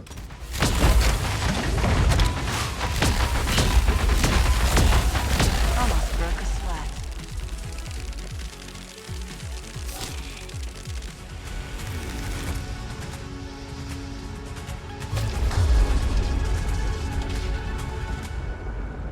Have a nice fall! Shelly gives her newly adopted GDF squad a rousing pep talk and resolves to clean up the mess that the corrupt members of the force have caused. And that's the game! Okay, now it's time for me to bitch about the plot. This story either makes a lot of assumptions of what you may or may not know prior to playing, or it's written vaguely so as to not directly confirm if it follows a specific canon. Let's jump down this rabbit hole together, fellas. See, back in 2016, this game called Bombshell released, right? The first game developed by Slipgate Ironworks and published by 3D Realms. It was the first game that debuted Shelly Harrison, nicknamed Bombshell, named after a character lifted from leftover Duke Nukem Forever concepts, who was supposed to be an ally to Duke. Bombshell the game is a top-down multi-directional shooter that was originally meant to be a Duke game, but Randy Pitchford covered the rights to Duke in the grease dripping from his exposed ballsack, so that slipped away and the game became Bombshell as a result. Bombshell bombed, and had it not been for the release of Ion Fury in 2019, that might have been the end of any franchise potential. What you need to know is, according to this game, Shelly is a former bomb disposal specialist working for the Global Defense Force. After losing her arm in a botched bomb disposal job in Washington, she begins to work as a private military contractor. In Bombshell, you play as Shelly hopping from planet to planet to rescue President Aurora Sky from an alien menace. The game's main villain, Jadis Heskell, was responsible for the Washington incident that cost Shelly her arm, and he also captures General James Holloway, father of the president, and Shelly. Also, Shelly strongly dislikes sunglasses, bubblegum, and blonde hair. This is crucial info as it may be strongly indicative of a certain developer's hatred for the legal trouble that got in with Gearbox. If any of this seems weird to you, part of it looks like a rush job to hide the game's origins as a Duke spin-off. God, this poor bastard can't catch a break. But it's also odd in hindsight how this game is in any way tied to Phantom Fury outside of the Washington incident. But the question is, which Washington incident? Is the incident in Phantom Fury the same one mentioned in Bombshell? Or is this supposed to be a retcon? I need to remind you that Phantom Fury is not a sequel to Bombshell, but rather a sequel to Ion Fury, developed by Voidpoint and published by 3D Realms. And you might be thinking, yeah, no shit, Sherlock, it's in the name. But now I'm even more confused. One, because Ion Fury is said to be a prequel to Bombshell, and also because Ion Fury couldn't be further on the opposite end of the spectrum from Bombshell. In Ion Fury, the antagonist is the same, but instead, you're controlling the fun-loving, playful Shelly out to stop the comically evil Dr. Heskell, voiced by John St. John, in both games I might add.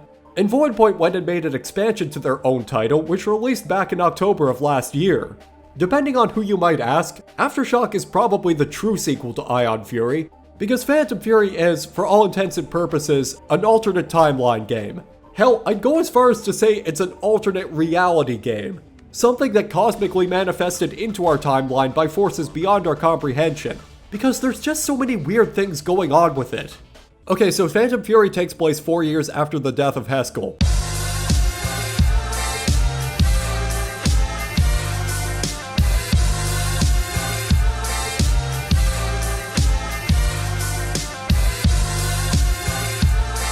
The game begins with Shelly being woken out of a coma and equipped with a new bionic arm. Colonel Greywater, an older colleague of Shelly's that you've never seen in the previous game, is your main contact, and he tells you that there's a mole in the GDF that needs to be stopped. So you go through the whole game under Greywater's command, traveling across US deserts and mountains, following orders, listening to the dull scientist lady. You do all of this and barely survive in some cases, only to be betrayed in the most boring and predictable fashion ever. Twice. Greywater's plan hinges entirely on Shelly's survival to extract and locate the Demon Core. But why the hell would he go through all of this in such a convoluted manner? Having the GDF attack Shelly, who I should mention is a corporal in their ranks, is such an ungodly stupid decision. Even conjuring up the excuse of there being a mole in their ranks is next to pointless. For the fact that there are still Heskel loyalists alone, all he had to do was use that as an excuse for Shelly to help him locate and secure the Demon Core, and that would have saved so much time and resources, and reduced the amount of risk to Shelly's survival overall. This complete screwball, who commands the entire authority of the GDF, took so many unnecessary gambles to execute this plan, and it's not written with any irony or satire. I think he really is that stupid. Even stupider for leaving Shelly alive, because the game tries to invent a sympathetic angle between the two, and I'm just not buying it. I think the main problem with this story is that nothing here feels personal. Shelly might act personal, sure, but the interactions between Shelly, Greywater, and Crawford are minimal and wooden. There's no establishment of any meaningful history or relationship between Shelly and the Colonel. The game should have alluded to past events more, developed a history between these two, telling me who these people are and what their experiences together have been like. Payoff without buildup is like frosting without a cake. The writers here have had their cake and eaten it before I could even see what it was, and all they left was the frosting and a handful of crumbs. And Crawford's betrayal is... can I even say it's out of nowhere? I know less about this character at the end compared to what I knew about her at the start. Sure, some of the logs and emails inside the interactable terminals foreshadow certain events, like when you find out Crawford was connected to a lot of experiments in the Grand Canyon Robotics facility, but that's about as extensive as it gets. I don't mind the idea of a villain behind another villain per se, but this doesn't even feel like the same character. The Crawford I spoke to over the phone is not the one I've been fighting at the end of the game. Okay, I'm aware this is going to draw the video out, but I've got to make some revisions to this game's plot and writing. I know you're not going anywhere, so let me tell you how I would fix the plot of Phantom Fury. First of all, I'm upending where this game takes place in the timeline. Phantom Fury is now a prequel to Ion Fury, taking place 4 years before that game's events. Secondly, we're making Greywater a good guy. Full stop. He's your ally and has no dumb eugenicist ulterior motives. Third is Dr. Heskel. He's gonna be here as a side character, and not a villain. At least, not in this game. And fourth, Dr. Crawford is the main antagonist. But of course, you don't know that from the start, so she'll remain a stealth antagonist for now. Taking place, let's say, 8 months since the Washington incident where Shelly lost her arm, that's where we begin. That incident with the bomb was not a result of Dr. Heskel's doing. I'm gonna say that bomb was planted by an unrelated third party. Shelly begins to wake up from her coma, restrained to a chair, and can barely process that she's about to be given a lethal injection by 2 scientists. Colonel Greywater then storms into the room and kills the 2 scientists, and he frees Shelly from her restraints. He then reports that Shelly has been in a coma since the Washington incident, and has had a new robotic arm installed, just like his own. He keeps the situation brief, notifying her that there's a mole inside the GDF. Greywater has also sabotaged the Phoenix medical facility to buy them both time to escape, and he'll debrief her further on the situation when they've both evacuated the base. The two get separated while escaping, and Shelly discovers that local GDF troops are not taking kindly to her being awake. Greywater fills her in via codec that a tribunal of several GDF directors above his authority had suddenly declared her guilty under false accusations of treason, including accusations of her being responsible for the bombing 8 months prior. He mentions discovering this plan to have her executed in a few emails while snooping around the office of one of the directors, though the correspondence in the emails is an unknown agent, hidden behind an encrypted address. As Shelly and Greywater escape, GDF units on duty around the area begin receiving new orders. Shelly Harrison is now wanted, preferably dead. Greywater, knowing that his actions would brand him a traitor as well, assembled under his command a small unit of GDF personnel loyal to him, including 2 specialists, Dr. Jadis Heskel, a specialist in weapon development and cybernetic modifications, and Dr. Sarah Crawford, a lead scientist in robotics and artificial intelligence. These 2, alongside Greywater, serve as Shelly's codec contacts throughout the mission. The Colonel provides mission objectives and deploys GDF terminals for arm upgrades. Heskel provides weapons expertise and outfits those GDF terminals with various firearm upgrades. And Crawford provides mission data on various facilities, as well as outfitting the GDF terminals with suit upgrades. Shelly's tasked with the same general missions shown throughout the game, driving across Albuquerque with Gus, breaking into White Sands to upgrade her newly installed prosthetic, escaping on a runaway train. Throughout this, Greywater digs deeper into the GDF conspiracy with what little resources he has. He discovers the Tribunal of GDF directors have all been emailed by this unknown agent mentioned earlier. After breaking through several identity encryption layers, the mole is identified as one Dr. Edmund Callahan. He's been blackmailing the directors with his influence, and wanted Shelley out of the picture as his main demand. His secondary demand was to have the location of something called the Demon Core revealed. Dr. Crawford recognizes a few details, revealing that Dr. Callahan was directing operations at the robotics lab in the Grand Canyon facility, where Dr. Crawford had been working before abruptly being transferred to another facility. She speculates that Callahan was subverting her team's work on experimental automaton research and intended to use her experiments for his own nefarious purposes. Crawford then reveals that the Demon Core might have a use for whatever Callahan has planned, and knowing Shelley's great-grandfather was tied to the Demon Core project, she sent on a trail to her grandfather's old cabin to locate clues on what the project's fate might be. The Demon Core was deemed by its creators to be too dangerous, and was secured inside a secret facility in Los Alamos. However, the suit designed to handle the Demon Core is currently inside the Grand Canyon facility. Shelley's mission is to first shut down operations at the Grand Canyon facility and stop the production of Callahan's fleshware army, and then to infiltrate the Los Alamos base and rescue the Demon Core before Callahan and the corrupt GDF members can get their hands on it. Hijacking a GDF helicopter after fighting off troops guarding her great-grandfather's cabin, Shelley flies to the Grand Canyon facility. It's here that Dr. Callahan gets directly involved, speaking through intercoms inside the facility, though he speaks through a voice changer to try and maintain vocal anonymity, antagonizing Shelley and trying to stop her from halting his operations.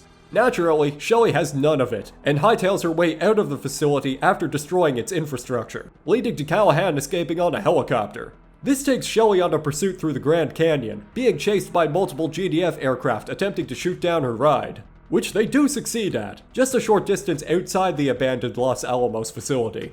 Shelley thankfully survives, and Crawford reveals to Shelley here that after doing some digging, she discovers that one of the mechs that she was commissioned to work on, nicknamed the Defender, had been installed in the Los Alamos base without her knowledge. This supposedly occurred before her transfer away from the Grand Canyon facility.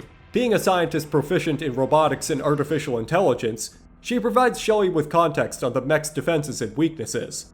And after a tough battle, Shelley defeats the mech and proceeds to enter the abandoned base. Inside the Los Alamos facility, Shelley discovers where the mutants, brainjacks, and superegos were first developed, which then raises the question on why the GDF is protecting science facilities performing this research in the first place. On top of recently killed humans being experimented on to create stronger, tougher life forms with hideous deformities, while the GDF just turns a blind eye, makes it look incredibly suspicious. While digging through historical archives, Greywater reveals that the Demon Core was a byproduct of the Manhattan Project during something called the Tempest War. It, along with mutant experiments now being transported by GDF troops, were originally designed to aid in fighting the enemy faction of this war, but with new mutants being created and terrorizing the populace, Callahan is suspected to be pulling the strings in the background, continuing experimentation by amassing a mutant army alongside his fleshware robots. Greywater theorizes that the Grand Canyon facility was serving as a distraction to what Dr. Callahan was really up to, and the team remarks on how amazing it was that Callahan never uncovered the truth that the Demon Core lies deep in the bowels of the Los Alamos facility. A secret kept hidden so well by Shelley's great-grandfather, and it now requires a more secure location for safekeeping. After Shelley successfully retrieves the core, Greywater and his team arrive to escort Shelley and the core to their base of operations. But it's here where Crawford ends her facade. An intercom voice of Dr. Callahan congratulates Shelley on a job well done, before multiple rogue GDF troops wipe out Greywater's soldiers, and his voice modulator shuts off, revealing it to have been Dr. Crawford the entire time. The helicopter that Shelley pursued was a ruse to lead her into Los Alamos. There was never a Dr. Edmund Callahan.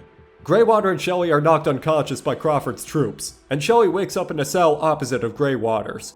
Greywater, having been awake for a while now, explains that their communication lines are jammed, and that they're being held in the Lake Michigan submarine facility. Greywater apologizes for getting Shelley into this mess, berating himself for being fooled by Dr. Crawford. The two have some time to reminisce about how they began working together, talking about previous missions working alongside each other, and how Greywater lost his arm in a conflict while Shelley was in a coma.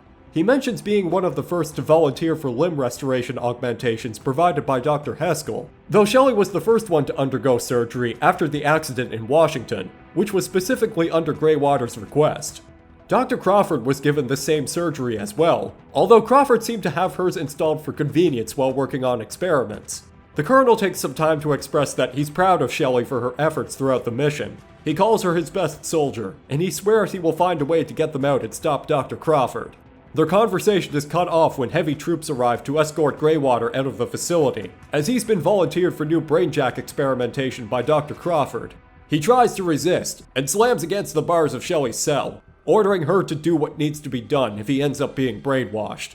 A few hours later, Shelley gets the attention of a scientist coming in to do his rounds, and coerces him into moving closer to her, before grabbing his neck and forcing him to unlock her cell. Shelley destroys the inner workings of the Lake Michigan facility, and escapes through a leftover seacraft, resurfacing at the site of Chicago in absolute chaos. Dr. Haskell manages to re-establish communication with Shelley, revealing that Dr. Crawford has assumed direct control of the GDF, and the old directors of the force have all been executed.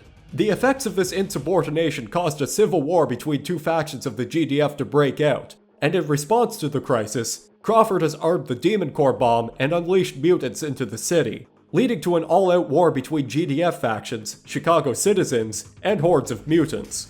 Haskell's operating from a safe house, informing Shelley that Crawford is holed up in the Phoenix Tower. In the meantime, he's been supplying emergency weapons to Chicago's police department and various militia groups to deal with the threat. He also notes that an old friend of Shelley's is leading the defense and rescue operations. After being pulled out of the sewers by a psychic giant, Shelley battles this absolute unit. She's almost killed when it begins to attack more aggressively, only to be saved by a man slamming a combat jeep into the giant, jumping out and nailing it with the last bit of gunfire needed to put it down. That man is Shelley's friend from Hardcore, John Blade. Shelley and Blade then work together to navigate the city, aiding their personal GDF and police units, and slaughtering mutants along the way, before reaching the Phoenix Tower. Blade gives Shelley one of his magnums. Listen, he dual wields these in the Sin expansion pack. Canonically, he has 2 of these, and I'll fight you on this. And tells Shelley that one of the bullets loaded has Crawford's name written on it. When Shelley reaches the top, she locates the demon bomb and defuses it, before barging into the penthouse where Dr. Crawford is completing her experiment on Colonel Greywater. Greywater is decked out in combat armor, with his head partially covered by a device to control his behavior. She commands him to kill Shelley, but Greywater, still attempting to resist, feigns perfect allegiance to Crawford first, before injuring the Doctor in response. But this is only a temporary reprieve, as Crawford overrides the device, and he attacks Shelley against his will while the Doctor escapes. Greywater and Shelley proceed to battle in the penthouse, the Colonel still trying to resist the device and begging for Shelley to kill him, while Shelley pleads for him to overcome Crawford's brainwashing. Despite being forced into this distressing battle, Shelley emerges victorious and destroys the brainjack device. But Greywater has sustained lethal wounds. Before dying, he assures Shelley things will be fine, and gives her one final command. Stop Dr. Crawford at all cost. Shelley pursues Crawford to the rooftop flanking the Phoenix Tower, finding her seated in a shielded mech, calibrating it for pilot-controlled combat. Shelley demands to know why she did any of this. Why did she try to kill her? Why use the Colonel and his team for such an inhumane purpose? What goal did Crawford have in all of this? It's here that Crawford angrily reveals that her spouse was killed in the failed bomb defusal that cost Shelley her arm. And seeing Greywater spend every resource to keep Shelley alive fueled her hatred for her even more.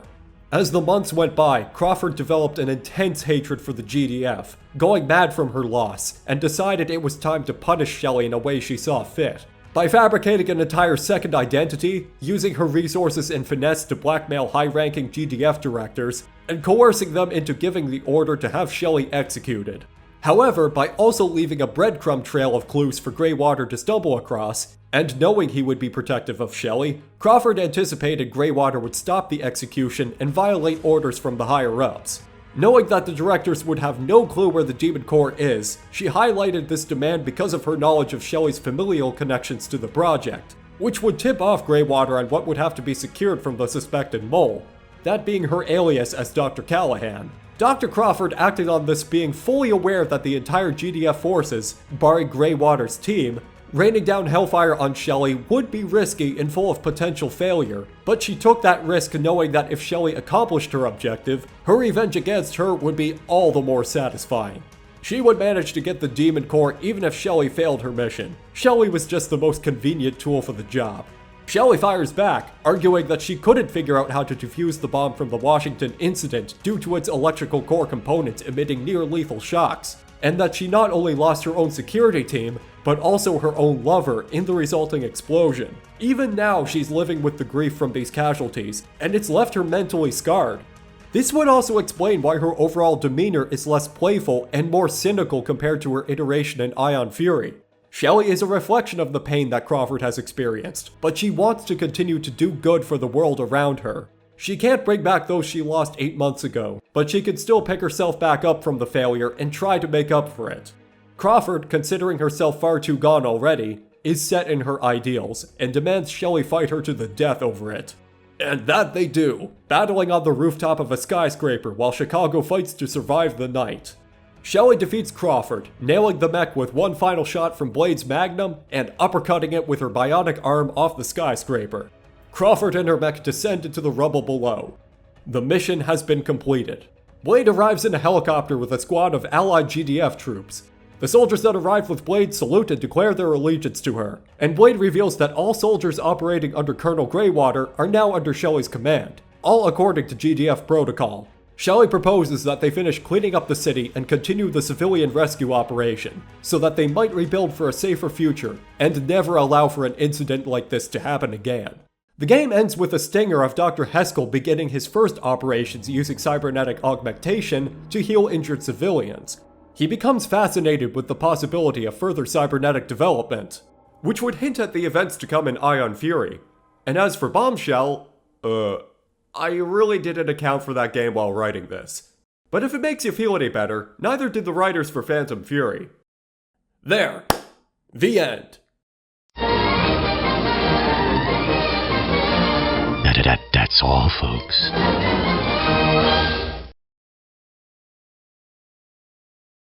Also, I'm gonna change the Zealots to be suicide bomber mutants that scream at you incoherently.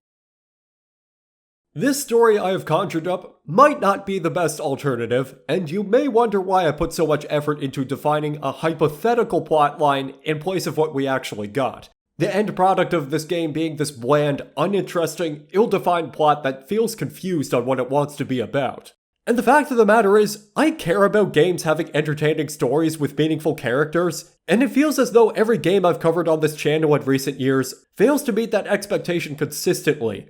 Phantom Fury is simply next on that personal chopping block of mine, and I have a sneaking suspicion that it's a byproduct of not knowing what to do with Ion Fury as an ongoing series. It wants to either be a revision or an extension of Bombshell's story, and Shelly's personality seems to be lifted directly from her Bombshell counterpart. And yet, this is meant to take place 4 years after Ion Fury, except instead of transhumanist cultists, you're now fighting fellow GDF soldiers for seemingly no reason. There's angry mutants and lab experiments. The game is a road trip, and you're meeting these characters at locales that all seem familiar. There's a commanding officer instructing you throughout your mission. It's almost like this game is trying to remind you of something else throughout the whole experience. Like it was never meant to be about.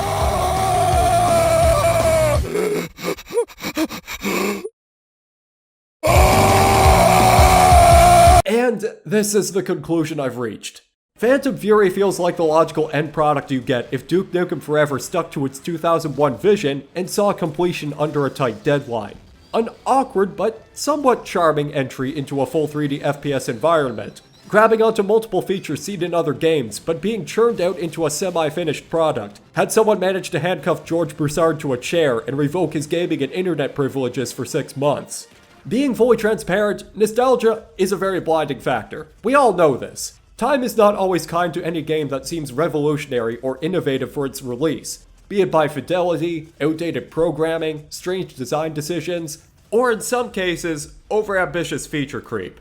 Trying to chase after that Duke Nukem Forever 2001 dream may seem foolhardy, especially given that Phantom Fury effectively accomplishes much of what Forever set out to do, just spun in its own direction. a very confusing direction, but legally distinct enough not to get the developers in trouble.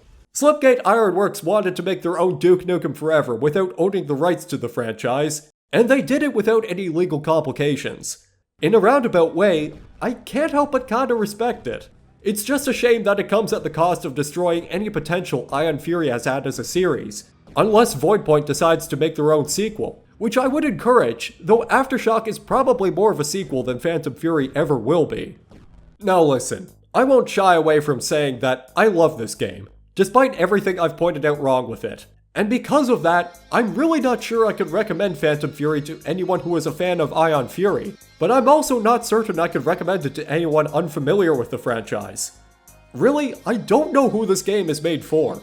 All I can say is, one man's tedious, nostalgia-baiting, tonally confused, stitched-together thing mismanaged into oblivion is a stupid man's wacky little action game. Maybe I'm too lenient on the nostalgia stroking. Maybe I'm too forgiving of the jank. Maybe I'm just biased overall and can't appreciate the fine art of Build 3D games. Though I will say it's really weird sitting on this side of the aisle for once, finding enjoyment in a game that I won't hesitate to admit still deserves a verbal beatdown. But that's more than I'm willing to put out by this point. The only thing I hope for in the end is that you found this road trip as interesting as I did, and I also hope that Slipgate Ironworks doesn't touch another game with franchise potential ever again. I guess that's it then. Stay tuned for the next video on... give me more time to figure that out. See ya!